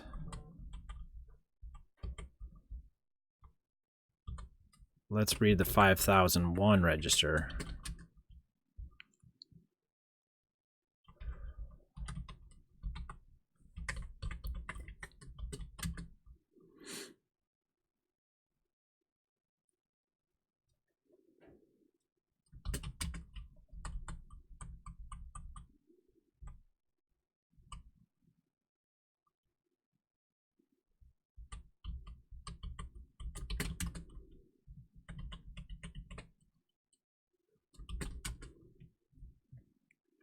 So that bit should start up with the CPLD. It should start up set.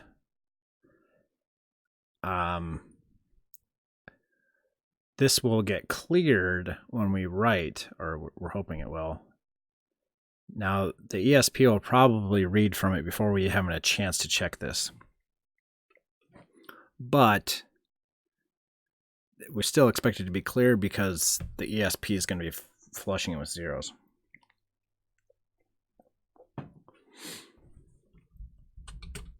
And we are writing a 1, but the ESP is going to shift out the first bit as the W bit. So the ESP is actually going to see a 2. So that's what we're expecting here. Let's see.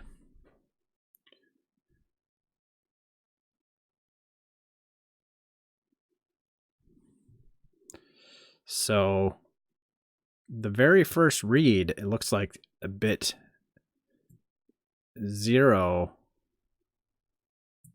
was clear. Now we have that ANDing going on. Writing a 1.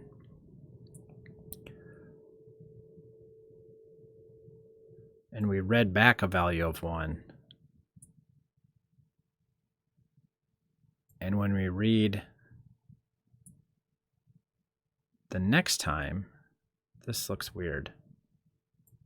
All those other bits are set. Well, we really can't, we don't want to pay attention to the other bits.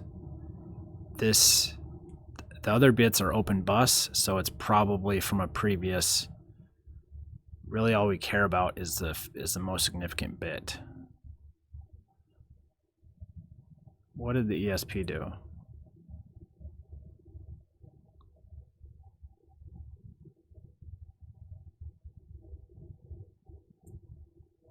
Read. We read 8,000. Or we read 8. And interrupted it again. For now.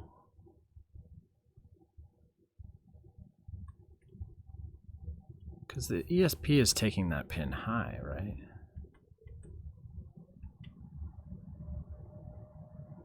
Where's my...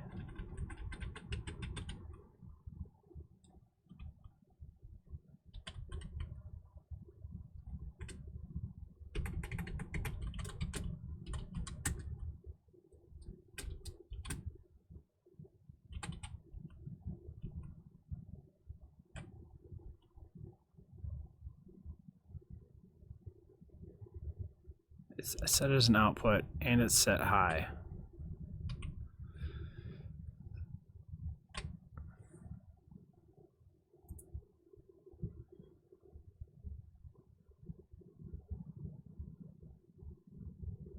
Anyway, I'm not sure which of these are which.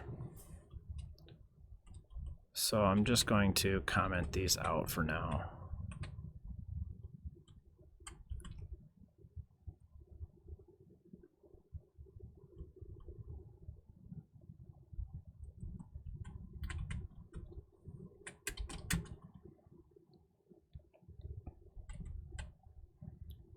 For this 5001 read,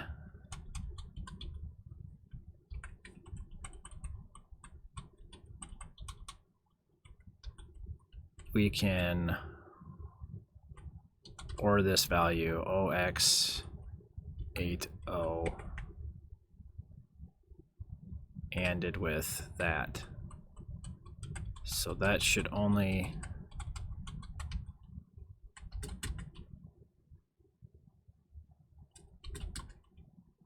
it should either be 0 or it should be 8, 0. Let's power cycle here.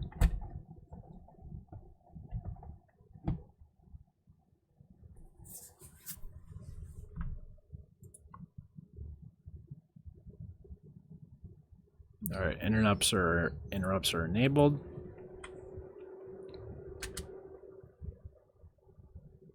So it's always clear. and we didn't get an interrupt. Oh, you know what?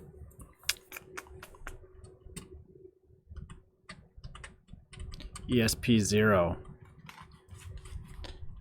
was set to SPI register bit 0. What we actually want that to be is the WSR. All the bits are shifted through that. So our WSR bit was just lost. If it was implemented, it was only being able to be read from 5001. It wasn't. Yeah. Let's see if that changes our logic utilization.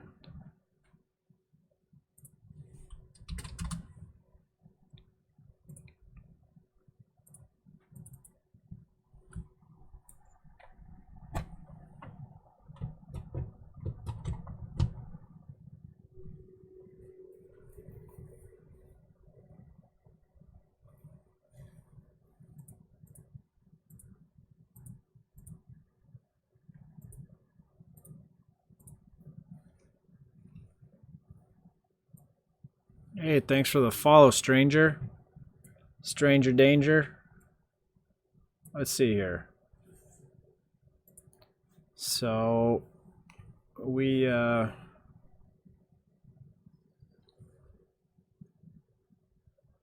resynthesized. Everything looks good. What do we have for utilization? Is it still 22 macro cells? Still 22. And I think it wasn't simplifying that out because it should have been able to been read. Now why it wasn't 1, I don't know, but let's see here. So we'll reflash our CPLD. If I can find it.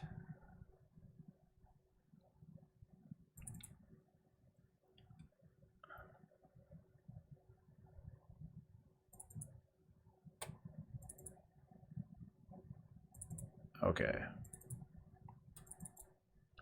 So this is, I did not want to make that big. I can't see it now. Let's delete that Wbit file that we know wasn't working. So that's got a timestamp of 134. That's right. Flash that guy. There it goes. And we'll try our script again. So we didn't even get our interrupt. And when we did get the interrupt, it was happening here. And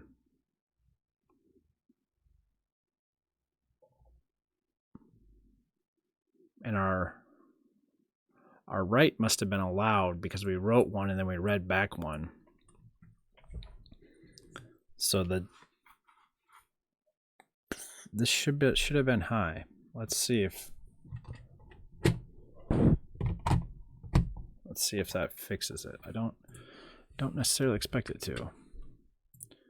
But okay. So it's talking interrupts are enabled. Let's see if we do a single write, if that will interrupt it. Doesn't look like it.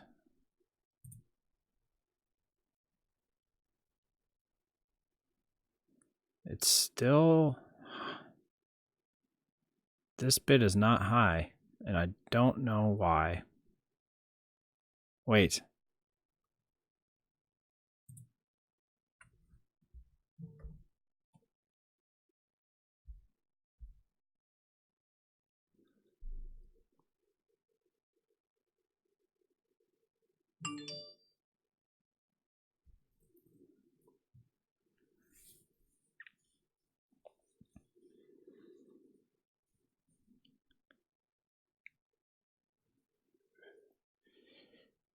Let's check.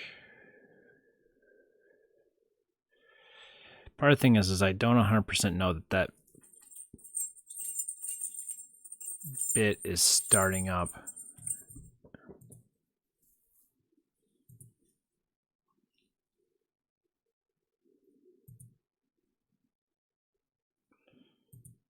let's go ahead and let it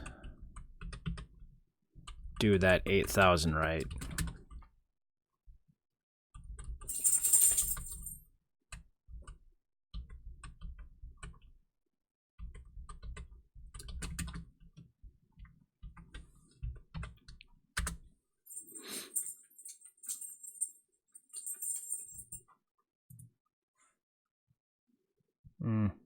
We didn't get our interrupt there either. Hey Zesty, we really are for reals. We've got our cartridge right now. Well, we're breaking stuff in the process of trying to progress, but we've got a little one of these guys, an ESP01 module, and it's just a little $1 Wi-Fi chip. And so thanks, this guy right now, so we're doing all the low-level hardware design so that the 6502 and the NES can talk to this guy inside the cartridge. And then this guy can talk to the internet. Right now we just have UDP packets we're kind of using them for debug, but the cartridge is able to send UDP packets to my local host machine. Eventually those UDP packets, and we can implement, we've done some testing with TCP as well, can connect to remote servers, send these packets to, it just happens to be sending to the IP address of my local machine. Nothing really, aside from maybe some firewall annoyance, things I don't know, will keep us from sending this data elsewhere. But the first kind of step of what I want to do is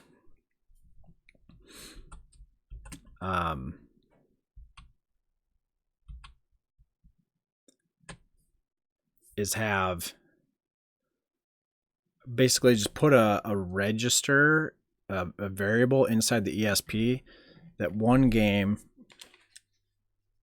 So imagine like a game of tic-tac-toe or something like that, right? We'll start with something simple. I don't know. But normally like a 2-player game would get controller 2 input from the actual connector, right? From the controller. And that's just a byte. It's just a 1 byte variable. What if instead it got that byte from the ESP? And so if we put a variable inside the ESP that the 6502 code knows how to read and write from, really we need 2 variables, right? The local controller 2 and the remote controller 2.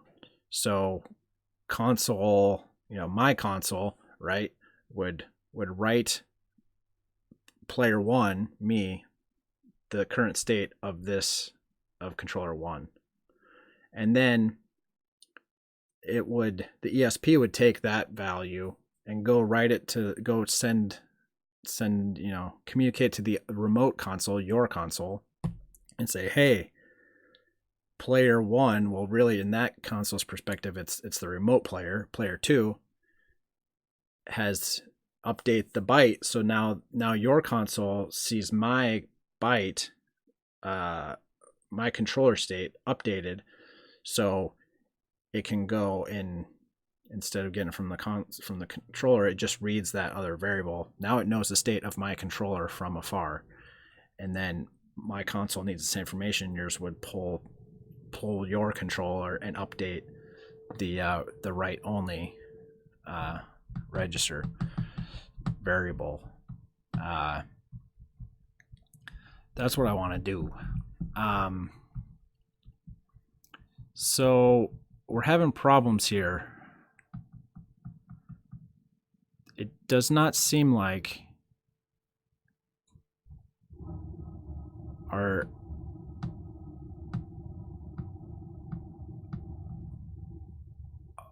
does not seem like anything is working.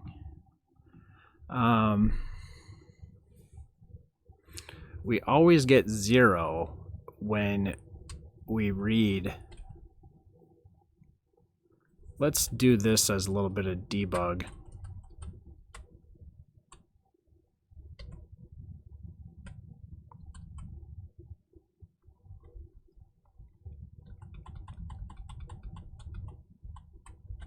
So let's set bit 6 to just the status register.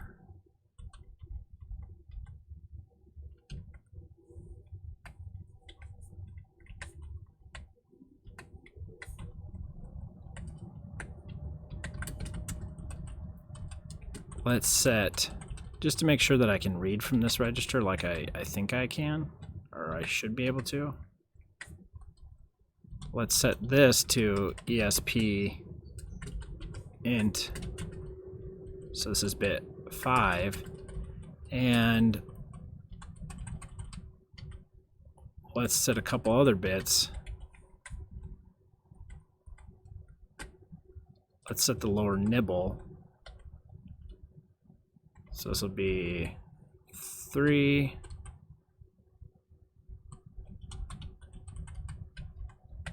2, 1.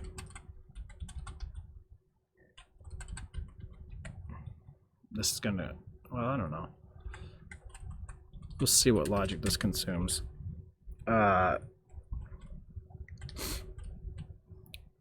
Yeah, so eventually get 2 NES consoles to talk to each other over Wi-Fi. I mean,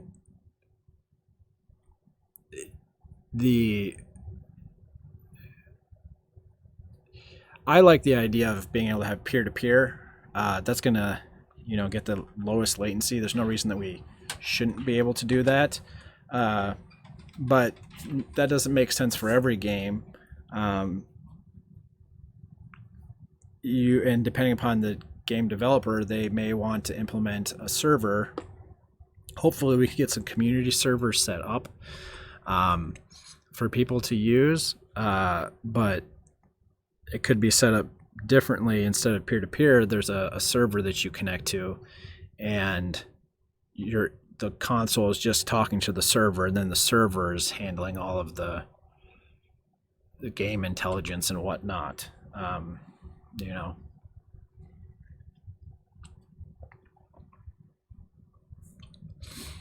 So let's set this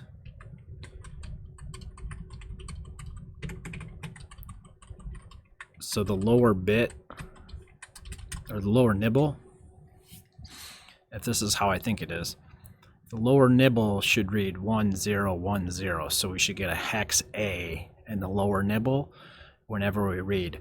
We'll be able to also see just the status register bit itself and the interrupt pin, so we have indication of which is which. This should be an ORing of those 2 bits. We don't have a bit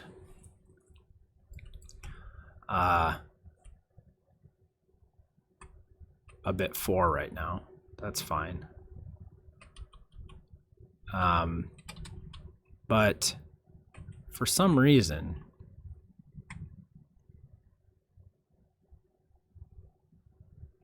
it looks like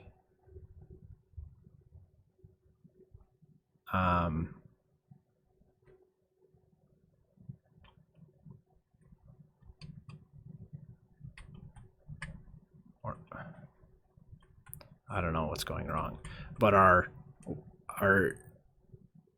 the W bit should be getting cleared on a parallel. It should be high, and here it's low. I think it is. I'm not 100% sure that's accurate.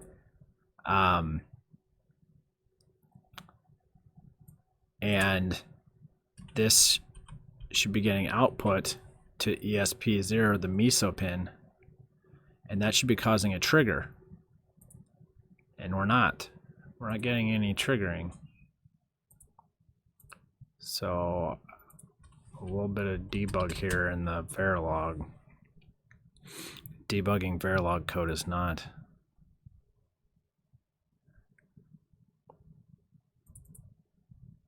not the simplest. We can't step through our verilog. Now, we could set up a verilog test bench, but part of it's like, do you have the test bench set up right? Like, developing the test means as you're developing, like, in some ways, like, this is a better test bench. The INLretro, these things are more, I trust more, but we can't see in.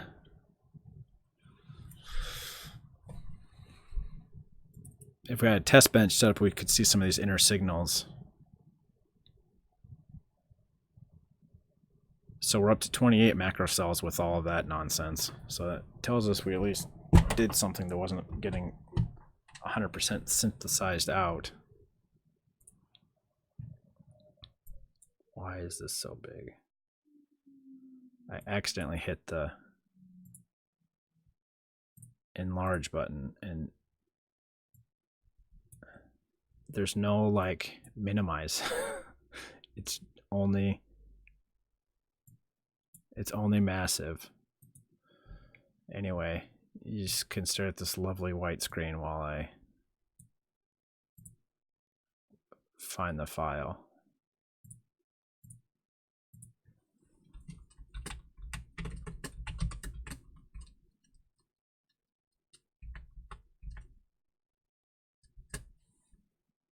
$148. That looks right.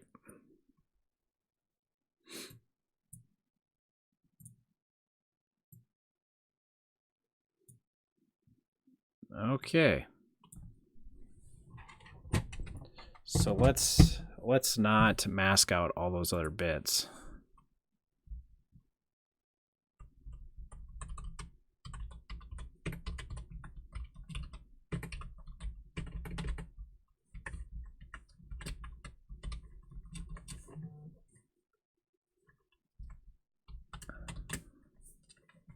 Get cables off my keyboard here.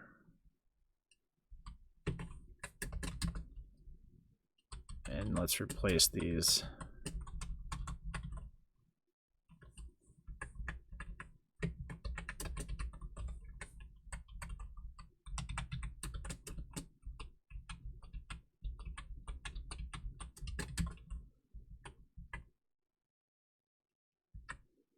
So interrupts enabled.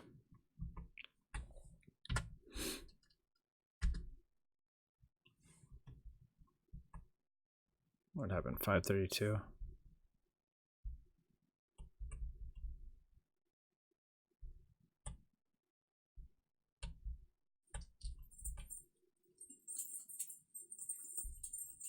Does it not like variables to start with numbers? Yeah, we gotta change that.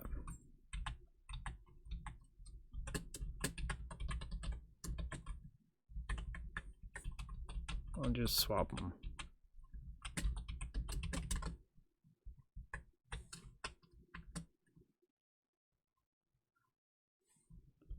$569. Oops, we forgot that one. It was off the screen. Okay. So we are getting A back. It does seem to be working. And look, well, that one bit we don't care about. So I guess we didn't do anything with bit 4. So we change our mask to EF.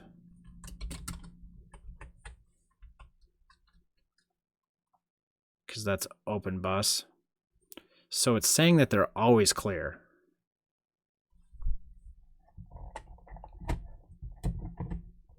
Which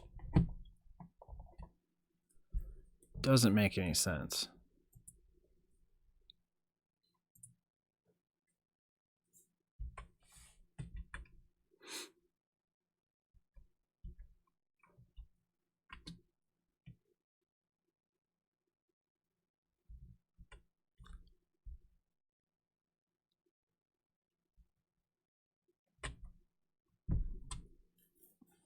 Surely this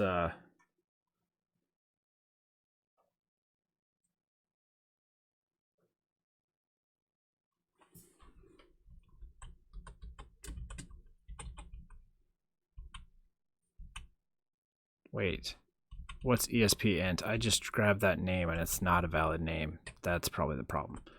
It should have been. Why did that not give me a synthesis error? This is the worst when this type of stuff happens. Is there a warning? Like, it should not have synthesized that. It should have given me something. ESP int is nothing.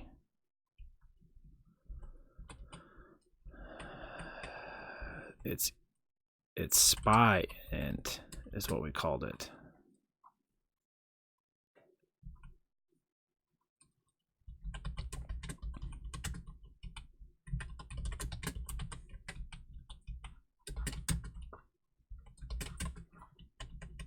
Because that's literally just the signal. Now why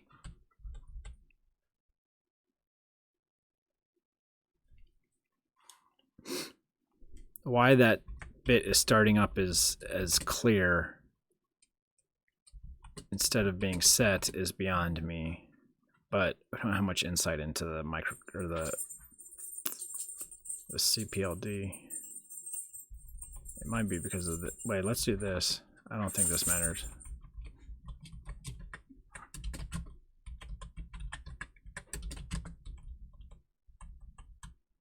We want to start up set, but I don't.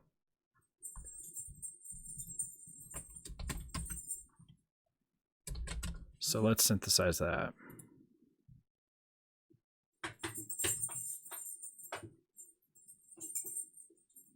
Are we getting warnings or there's no way that's synthesized? Oh, there, no, it's still going. We still got the little OR gate flying from the folder to the chip.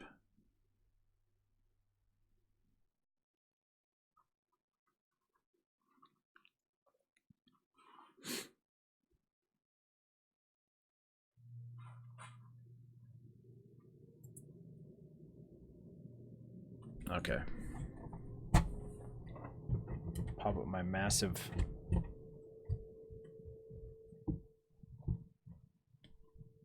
white window here.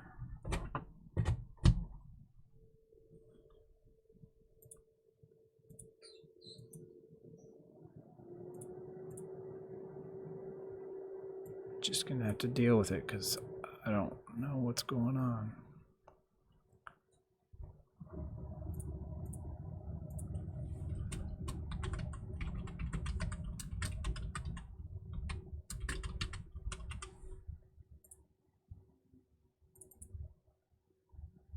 Error. Why error?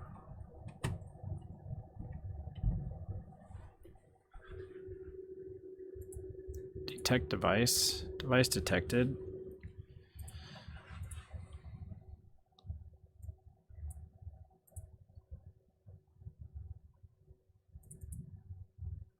There it goes. Error.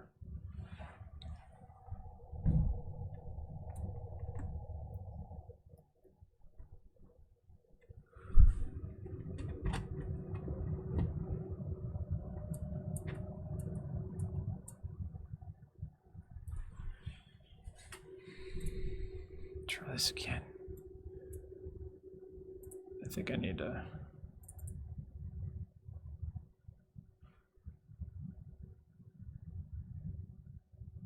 Okay.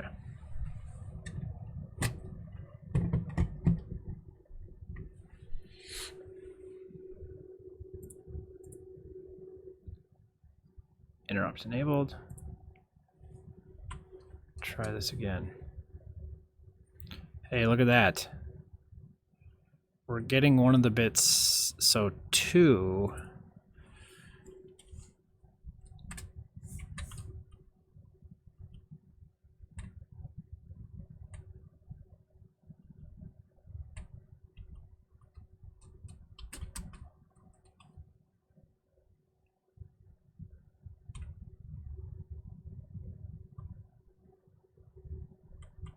Right, what's this? A status register that we don't do anything with.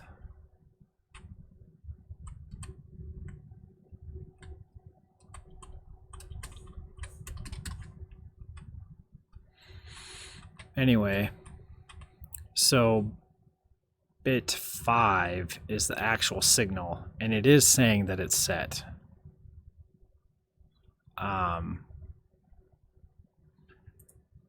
So in this case, our code, so for some reason, this bit is starting up clear instead of starting up set, which creates a problem. But what we can have the ESP do at startup is just clear it itself, assuming that that's our actual problem. Better off to not rely on that CPLD startup value and just have the ESP set it at startup.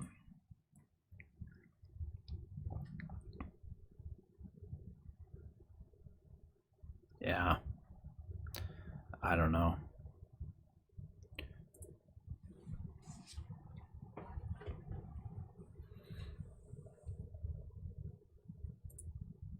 Let's do one thing here before. Let's go ahead and read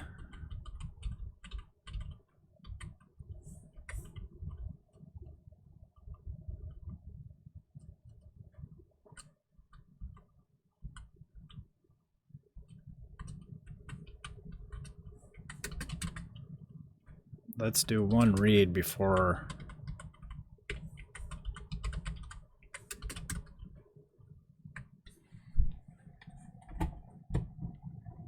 because I think those other bits of the register are starting upset. But we'll read them first. Yeah. Yeah, so why that W bit is not starting upset, beyond me. But let's jump into the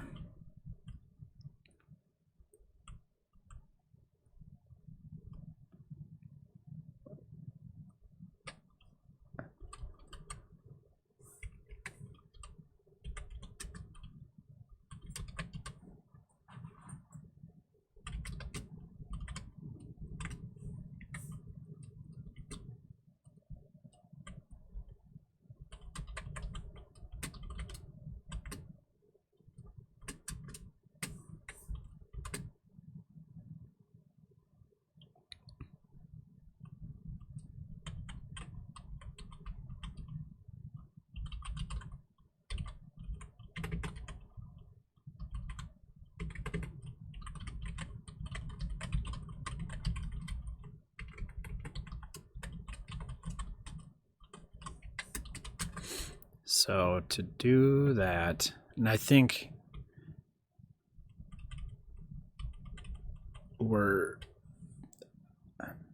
I guess I could, let's actually see what if I edit my trigger to no trigger, we can just start and it'll tell me what the signal. It is apparently low. So, but we don't have any falling edge to trigger that interrupt. It's just starting off low. So that seems to be what's going on.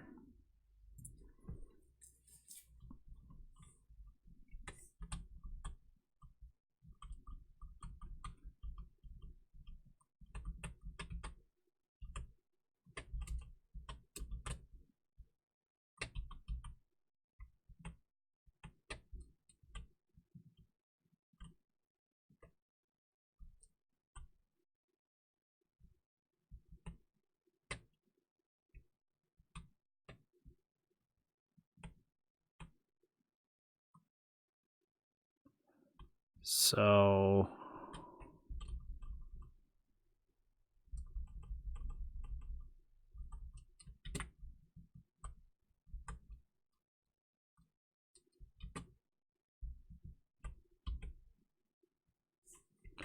We want to set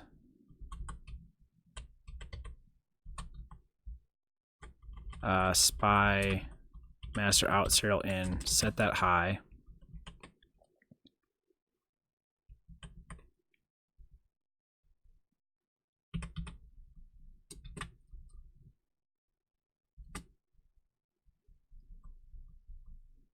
All we really need is to toggle. Why does my block select not work?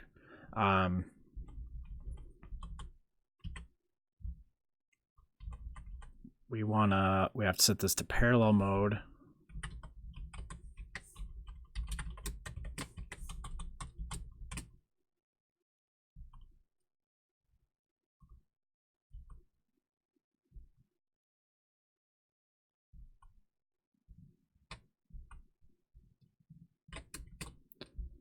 But we want to make sure we get out of that.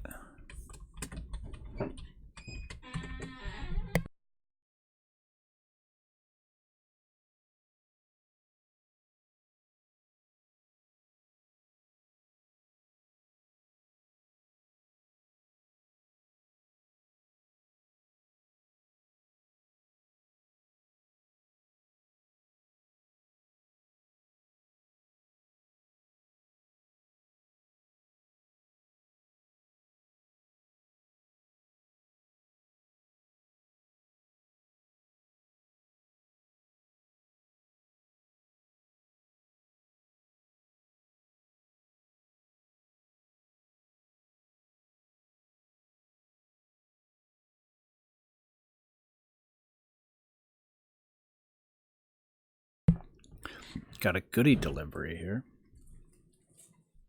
I'm getting kind of hungry. I got 2 coffees now. This one's a lot better than mine. All right.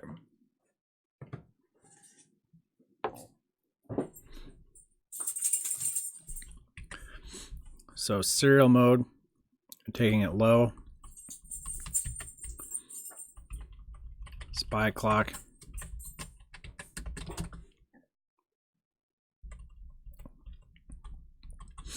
So we need to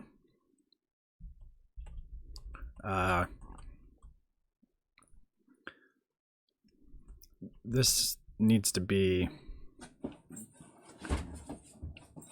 a 9 bits. Should probably put this in a define or something like that. I don't know.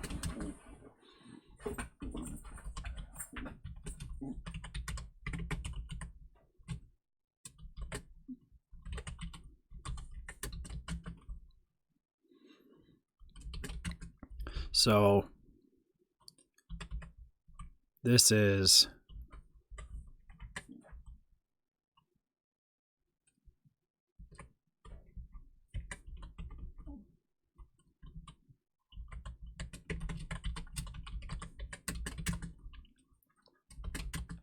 we'll set it high, and that will clock in 9 bits. That should clear, or that should set everything. And then go back to parallel mode.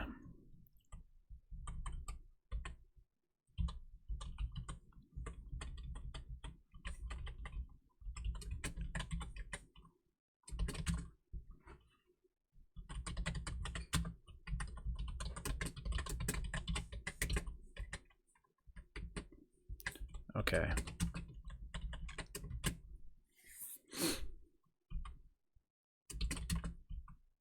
Why are you giving me this light bulb?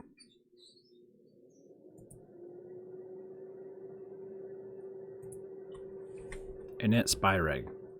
InNet SPI reg. Oh, do I need a void?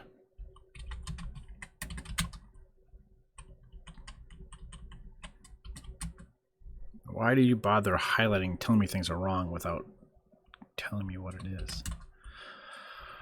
Okay.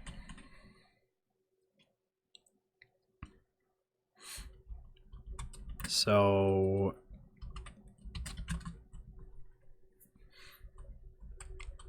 really, we probably don't have to do these things. This is kind of what we're doing instead in the init SPI red.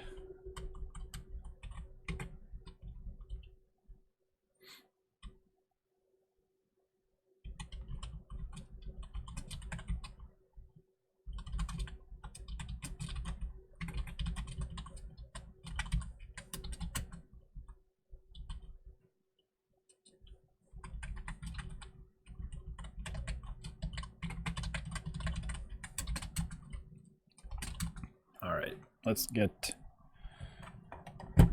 let's use our debug wired ESP here.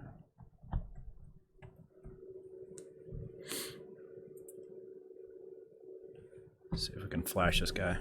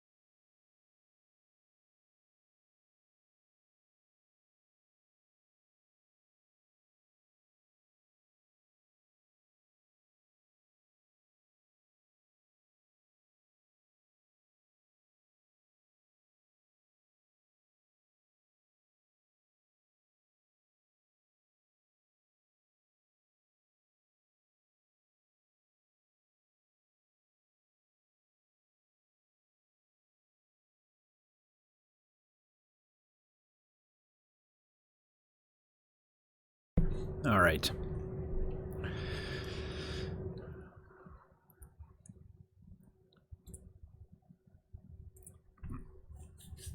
Interrupts are enabled.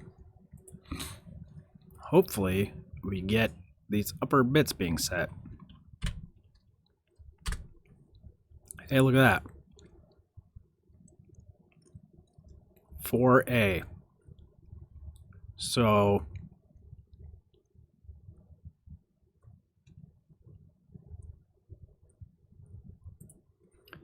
bit 6 and 5 are set. It's telling me that WSR is set and SPI is set. If that's true, why isn't this set? That must not actually be doing what I think it is.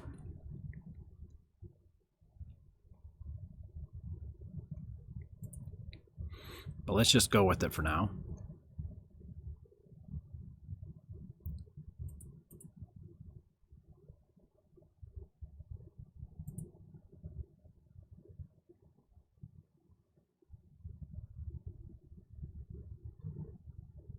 Writing one, we still, these seems,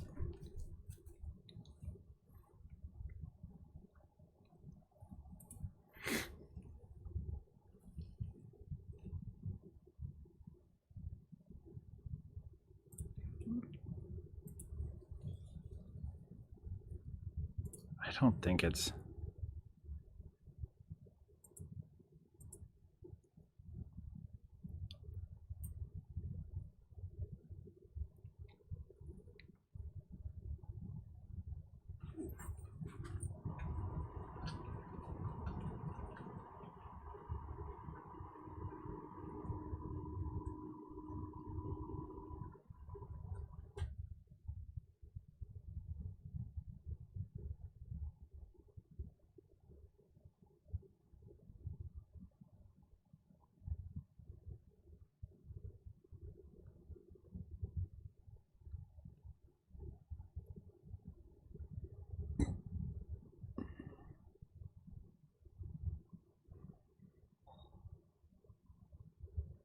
Just looking at my warnings.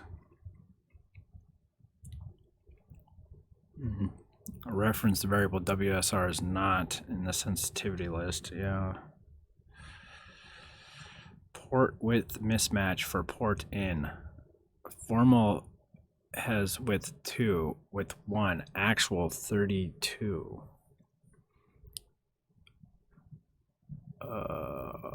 That's for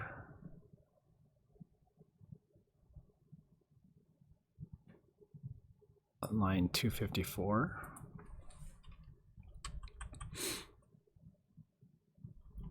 Yeah, 1 bit 1.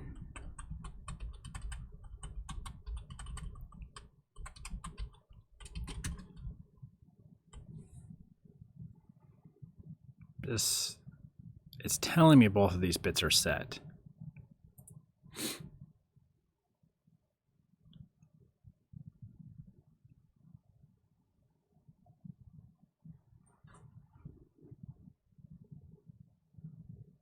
It's writing, the writes aren't actually allowed though. Look at this. It's writing 1 in it. Unless, let's change our trigger. Is something happening even though we don't think it is?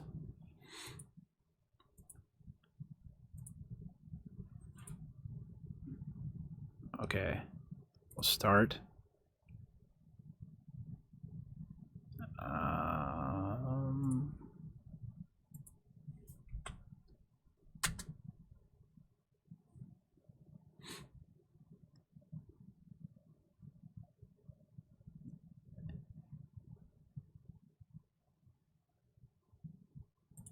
Yeah, nothing's happening.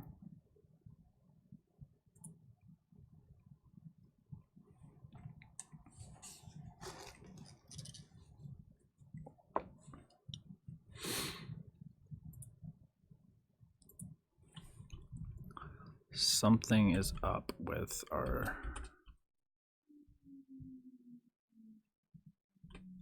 Maybe this is...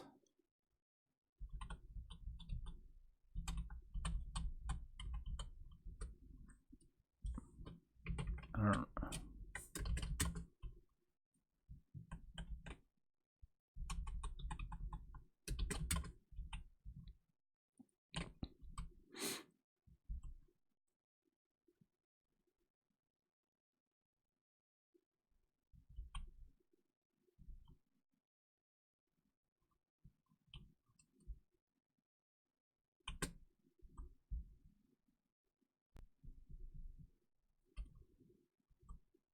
What if we do this?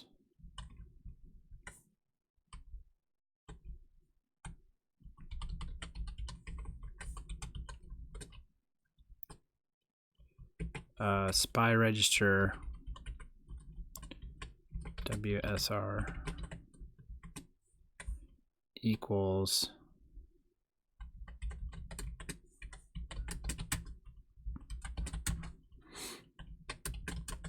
this is really, so this is bit 7 through 0 and this bit follows.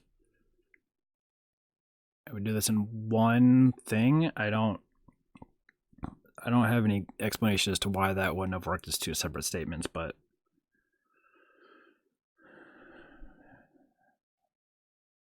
oh wait. Yeah.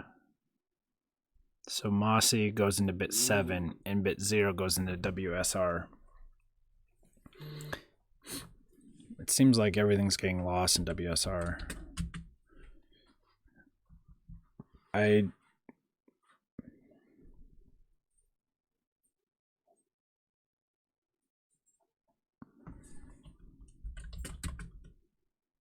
don't know. Let's try that. And why doesn't this work? Let's come up with something else for this.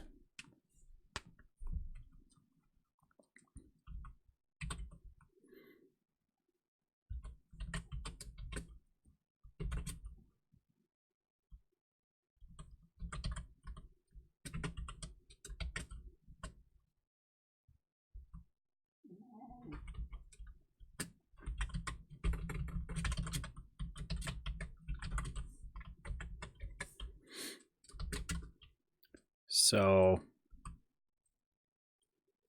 we'll say always at, or we should be able to do this.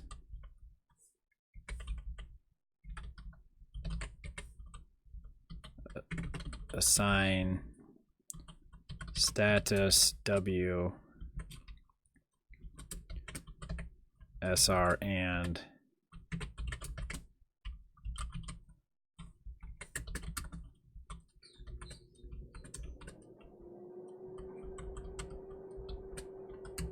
then down here we will use status W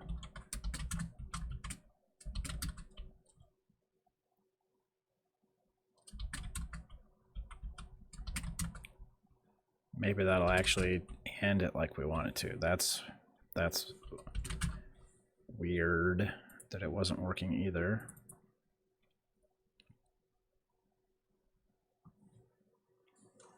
But it's like, I don't know, this is part of the reason I don't like bother with test benches, because I don't feel like you can trust them anyway. What can I trust? My own hardware test setup. Is it great? I don't know. It gives me more confidence though.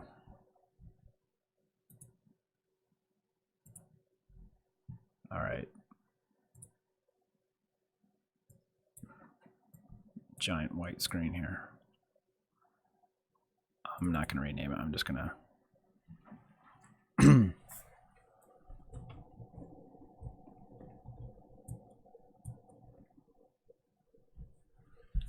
need to replace the clock on this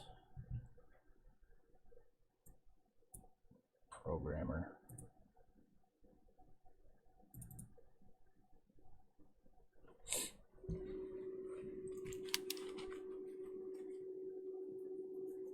But what I don't get is, why were our parallel writes blocked?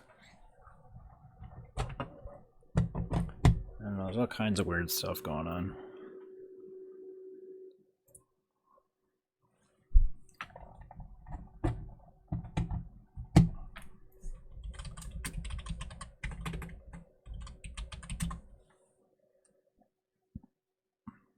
Okay, it's talking.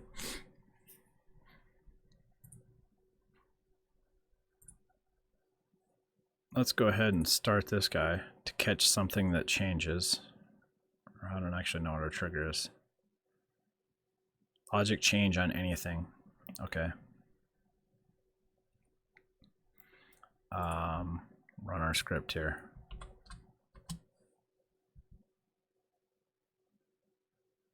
If those two bits are set, then why isn't bit 7 set? That makes no damn sense.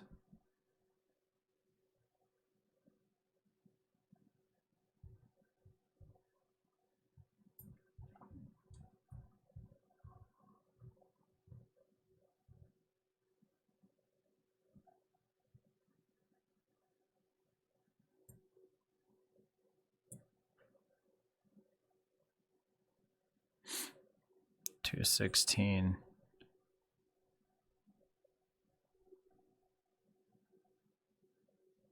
CPU A is 14 through 0 are unused. Where?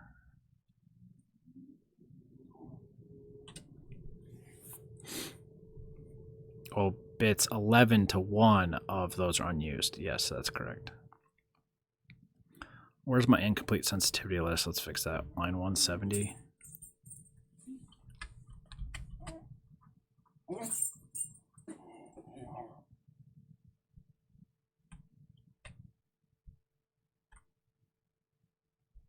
Yeah, WSR needs to be in here.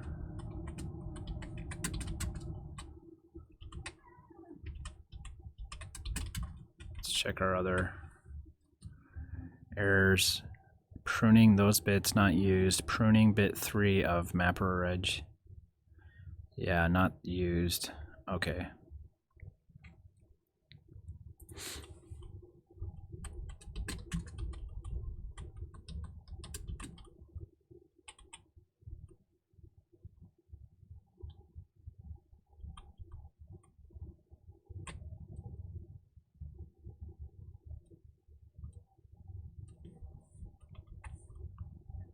And it's not allowing writes.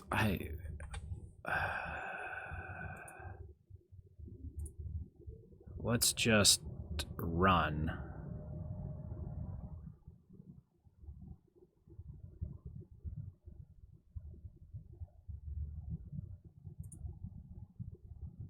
No trigger. What are our state of our logic signals?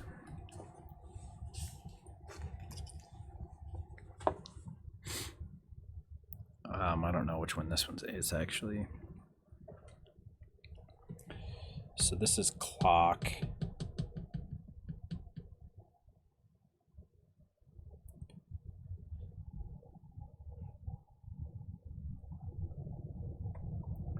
Red is ESP pin 3 and green is pin 1.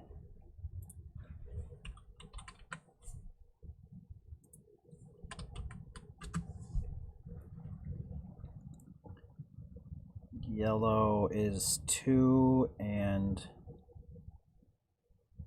blue is 0.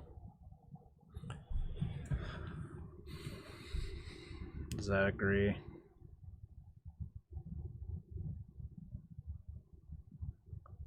Just gonna glance at this quick. So MISO is 0. Clock is 2. Interrupt is supposed to be 1. And this is supposed to be Mossy.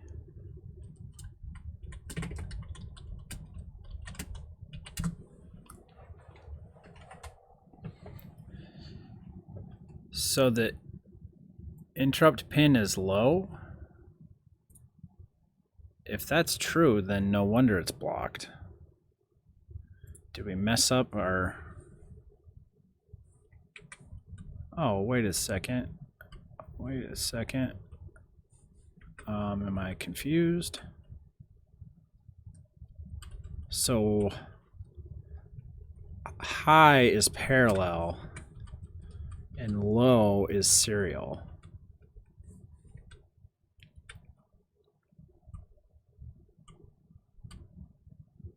Oh, damn, copy paste. There we go.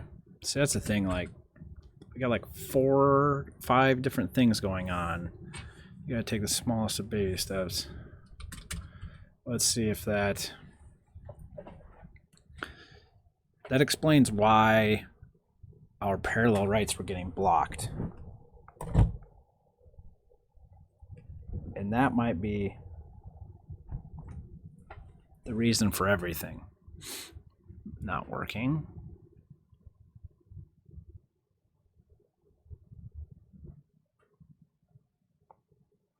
I should make helper functions for this or something, but or defines whatever. Compile this and flash her on.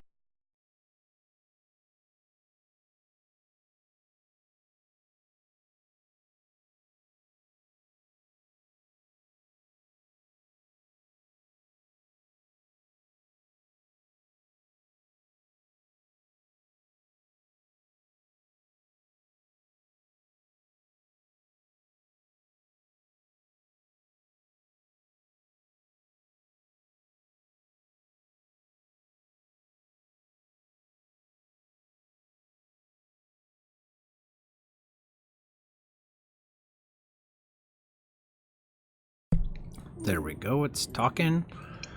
Let's see. EA, look, the upper bit is set.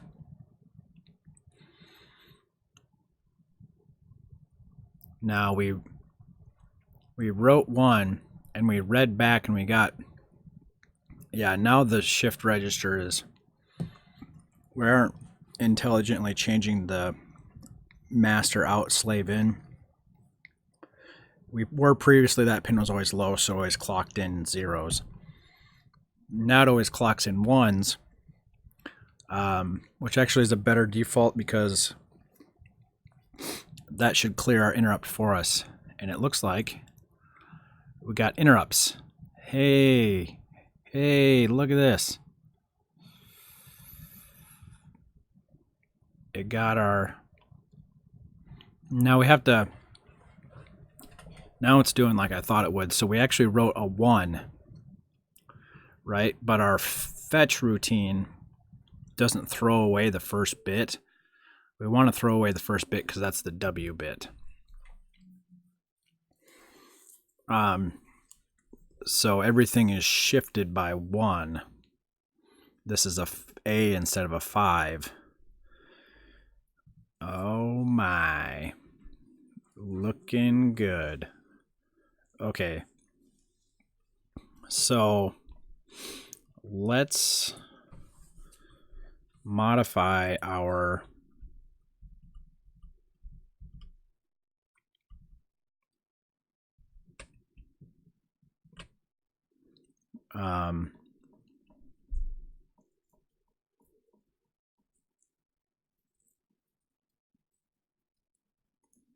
I guess we could just shift an extra bit.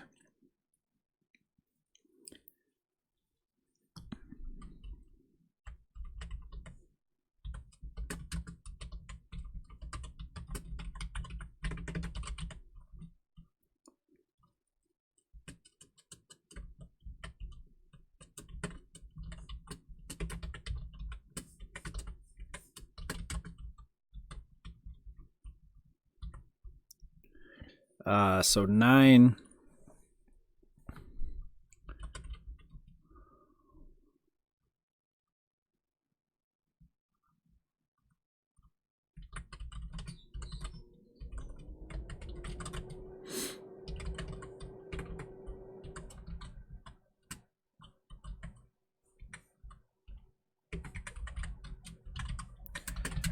Why would I want you to automatically throw my...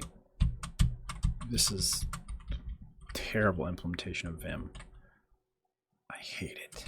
I start typing quotes and it's like, okay, yeah, test, okay. It's so awkward to get around the other quote mark. Like I have to escape out of there? Like, what? Why would you want that? I can make my own quote mark, for crying out loud. Okay. Enough ranting. So I think we'll get the right data out now. Let's go ahead and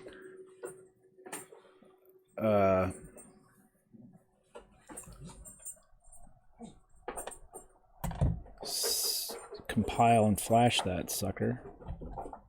And then we can get rid of some of our debug junk in the verilog. I don't know what those errors or warnings it's throwing at me are.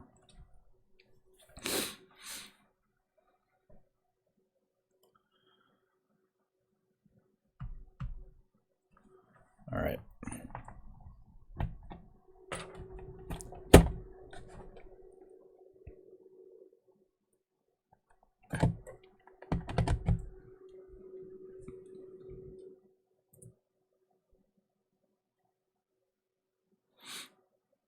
All right. All right.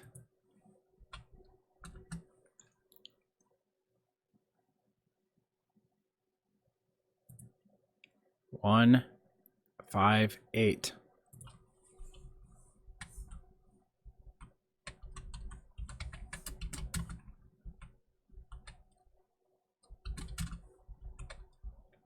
We can change this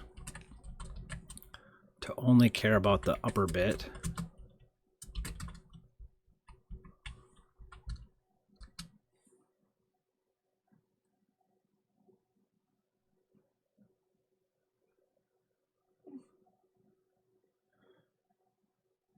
Yeah, so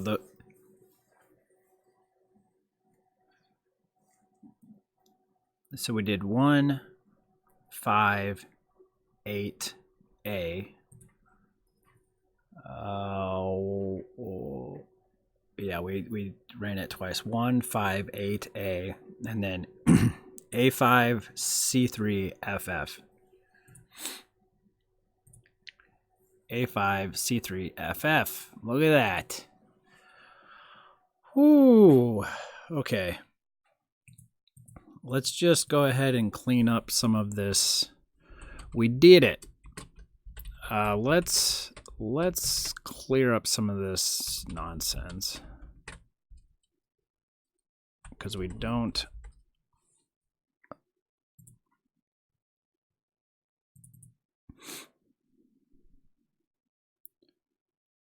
I want to look at the fitter report. I'm curious how it changes when we remove this, because we're like 28 macro cells or something. I just want to look at the text. You don't have to resynthesize it. Linus, come on.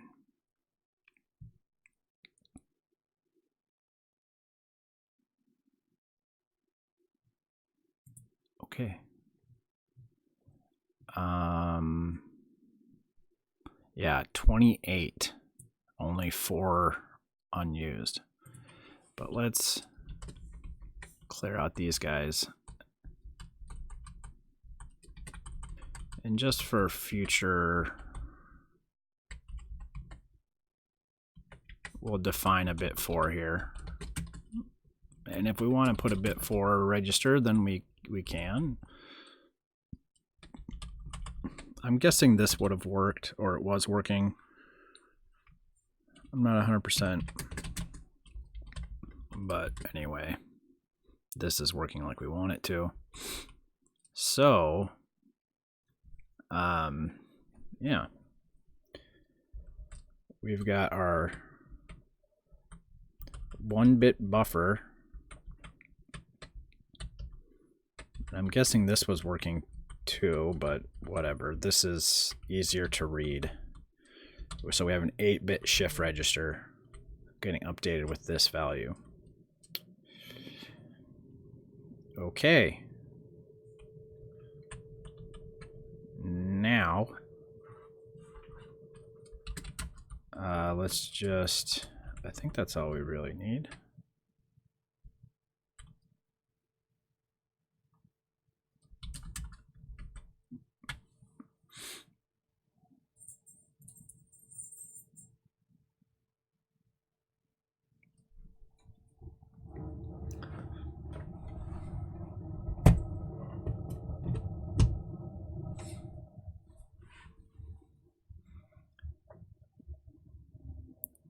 Well, good time for a wrap up here, but we'll go ahead and reflash this guy. I know, Bandit. Let's rename this.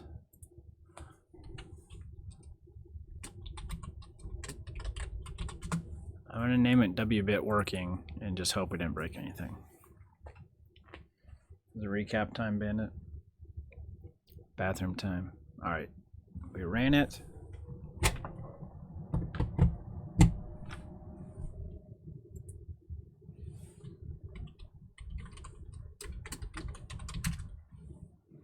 Okay, it's talking to us.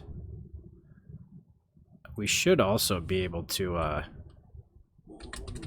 like cut this weight down to effectively nothing. The USB latency is probably enough.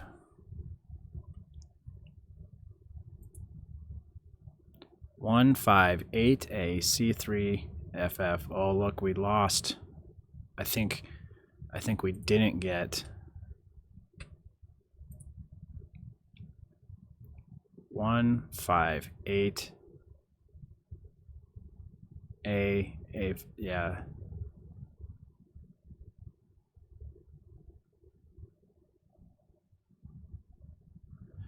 But if we inserted a weight,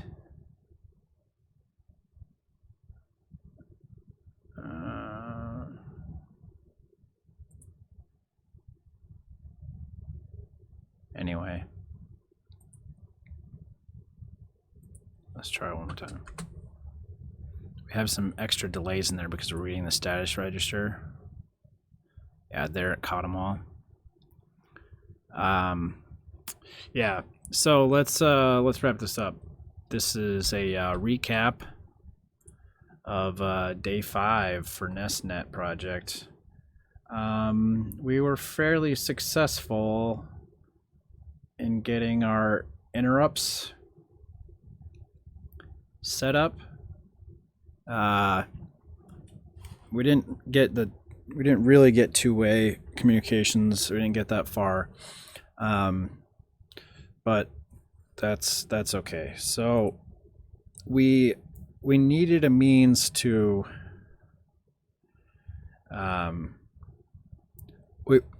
so previously the ESP and the INLretro, they just waited 3 seconds and then they would send the next byte. 3 seconds was more than enough time for the device to, well, and it was just, you know, statistically they're not going to stomp on each other. What we wanted to migrate to, though, is instead of a polling loop, we wanted to use interrupts. So the ESP would get interrupted when the 6502 writes to our 5000 register.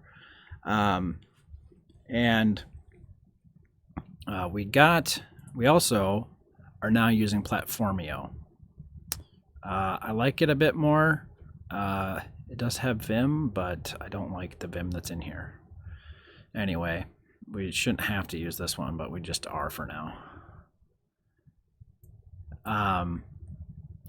So we have an interrupt routine now that's attached to our MISO pin, which is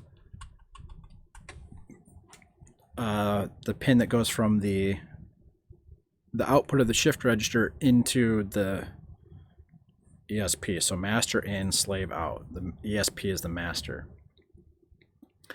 So when that pin falls, we get an interrupt in the ESP, and it will call our interrupt service routine. So this is our current interrupt service routine. See, look at that. Come on. I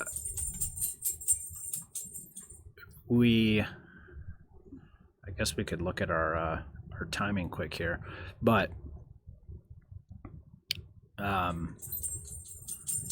now our interrupt service routine goes and fetches that UDP packet, and we need to pare this down so it's smaller, but we got it working for now.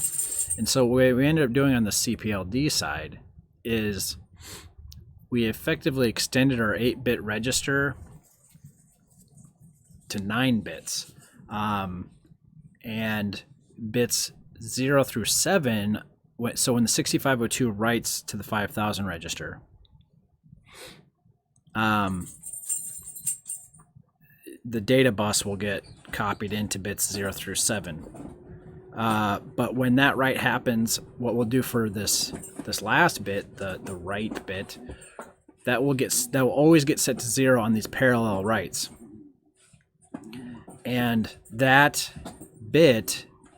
last bit is always connected to the MISO pin of the ESP, so it'll see that falling edge.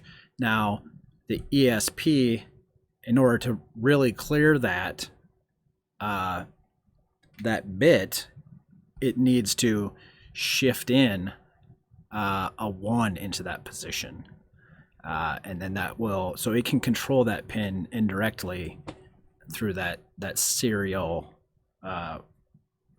loading process. So we did that in the verilog. You can see it here. So now our output to the ESP MISO pin is the WSR bit, and here's the WS. So on a parallel write, the WSR pin is getting, or bit is getting loaded with a 0, and then on a serial write, bits 7 through 0. This is the arrangement, right? 7 through 0, and then WSR is like the -1 bit, I guess you can think of it as. And so we just shift in. MOSI goes into bit 7. Bit 0 of the SPI register goes in the WSR bit. And then we updated our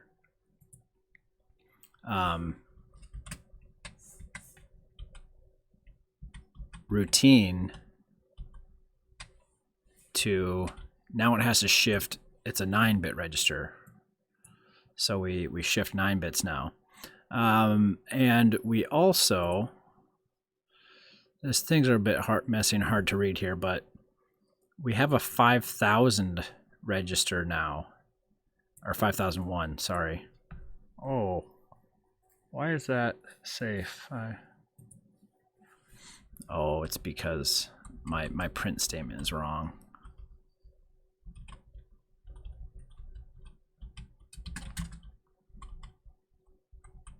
Anyway, this is how it should look. But, so the 6502 needs to know when it's allowed to write to that register again. When the 6502, or when the ESP has fetched that byte and it's done with its serial reading or writing for that matter, but well, both at the same time. But so here's what we did. This W bit isn't actually okay. So this gets set to a 0 when the 6502 writes to this register. If we just let the 6502 read this bit in 5001.7, if we did that, we could get a false positive indication that another write is allowed, because imagine if you wrote any value to this other than 0, there's going to be some 1s in here that are going to shift through this W register. We don't want to read that back. We don't want to get a 1 out of this from the 6502 side while things are being shifted in. We only want to read it when the shifting is done. Well, what do we have indication for whether shifting is in progress or is done is the parallel control that the ESP has. We called it the interrupt pin because I thought that's what it was going to be, but we ended up, the MISO is now an interrupt pin, and this interrupt pin has become basically our control. So here's a truth table for that situation, right? So when the 6502 first makes a write, the parallel control pin will have been high because the parallel write is allowed, and the write pin, or the W bit, will be 0 when that first write happens. So when the 6502 reads, we want a 0 out. When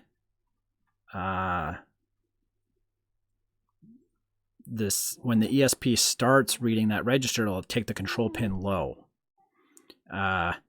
We want that to also still stay in the 0 bit. Now, while that pin is low, 1s might be flying through the W bit.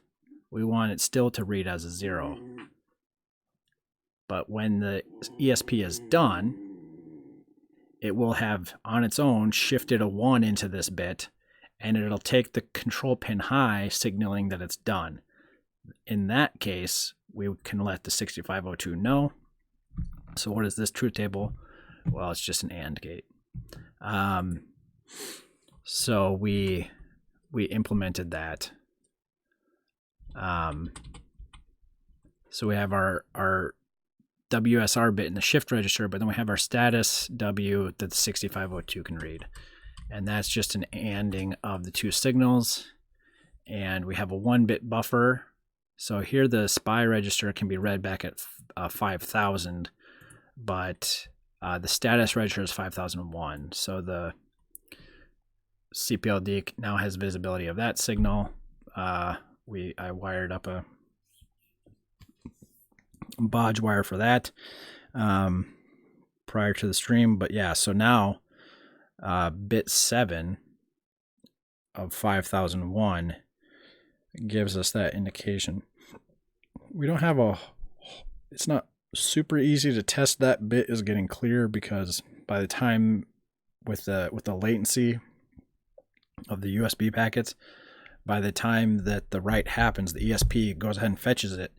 And I guess to some degree, well, I don't know. I was going to disconnect it and try it, but the ESP is controlling the interrupt pin, so unless there's a pull up or something, don't really expect it to work.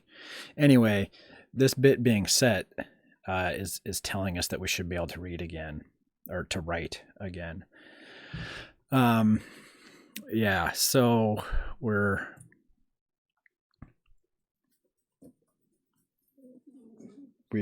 yeah. This may be a similar means as to far because we're also going to need to, this is an indication that 6502 can make another write. But what if the 6502 requested something? The ESP is going to go fetch the command, and then it's going to be like, okay, well, in that process of fetching the command, it's going to write a 1 to this bit to clear the interrupt and let the 6502 make another write. But if the 6502 is waiting on the results of that command, we need to have some means for the ESP to say, okay, I processed that command you just sent me. Let me load the SPI register with a value. So maybe we'll make an R bit. So for the requested or value, or the value you want to read is now available. We could do a similar type thing, just make this a 10-bit shift register. And that might work pretty well. Anyway, I was going to show this quick. So I need to change the trigger. So we got the logic analyzer set up.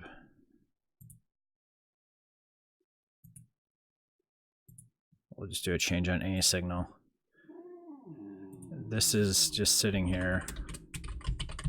So the ESP doesn't send a packet every time. It only sends a packet when it gets an interrupt. We'll make a right here. Oops, I messed up.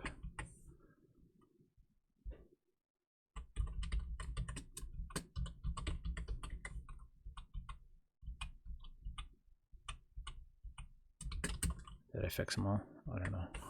Try it again. There we go. So there was no pause between writes. It just shoots them out as quick as it can. We read back 1, 5, 8A, A5, C3, FF. We did have one read back earlier where there's no A5 in there, because the code isn't the INLretro isn't actually checking that bit to make sure that one's allowed, that a write is allowed. It might have wrote to it when it was currently being read, and that write would have been lost. It didn't actually corrupt the shift register, but it just would have been blocked by the control pin being low. Anyway, did we get our trigger? I don't see it. Try it one more time here. Well, try as many times as needed, I guess. Oh, there we go. It might have been there, it just was too slow. So here we can see the MISO pin going low. This is actually when the ESP is getting the interrupt. Now there's some latency from when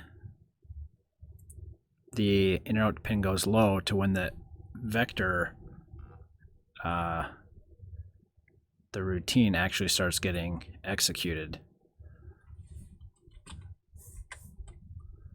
But what we did there, for just some indication, is I go ahead and take, oh, nope, that's the initialization. I take the SPI clock high as the first thing I do in this interrupt service routine. So it takes about 2.6 microseconds before this interrupt service routine gets executed.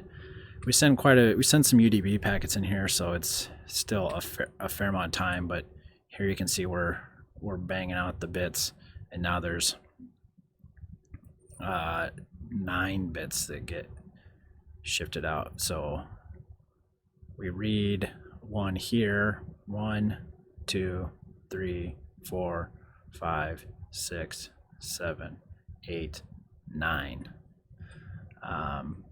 Yeah. Here you can see this is really the control pin now, the ESP control, we should start calling it.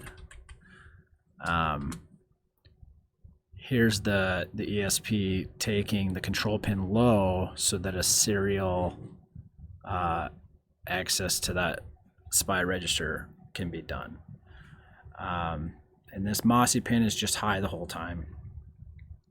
So it's loading at the same time that it's reading these values out of MISO, it's writing in all ones, which will clear, or I'm sorry, set this Wbit. And the only thing is with this, what we should make it to do, I guess, is if we're shifting out multiple bits, I don't know exactly how this processor works, but conceivably we could cause an interrupt while we're in this interrupt routine.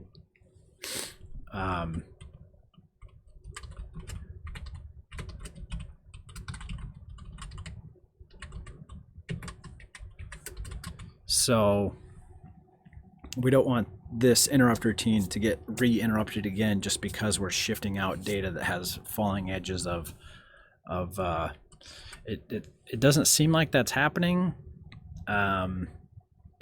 It seems to naturally be preventing itself from causing that problem. Hey, Sakanako, just wrapping up here, but yeah, we got ESP interrupts working. We're on platformIO now instead of Arduino. It's still the same Arduino library. It's just platformIO can support Arduino framework and all these other ones. Yeah, we did some logic analyzing and figured out we were having some different problems. We basically, the 30-second recap for you here is we implemented this. We made our 8-bit shift register 9 bits, and the lowest bit always gets cleared when there's a parallel write from the NES, and so that will interrupt the ESP and it can fetch the serial data then. So yeah, next time we'll get around to,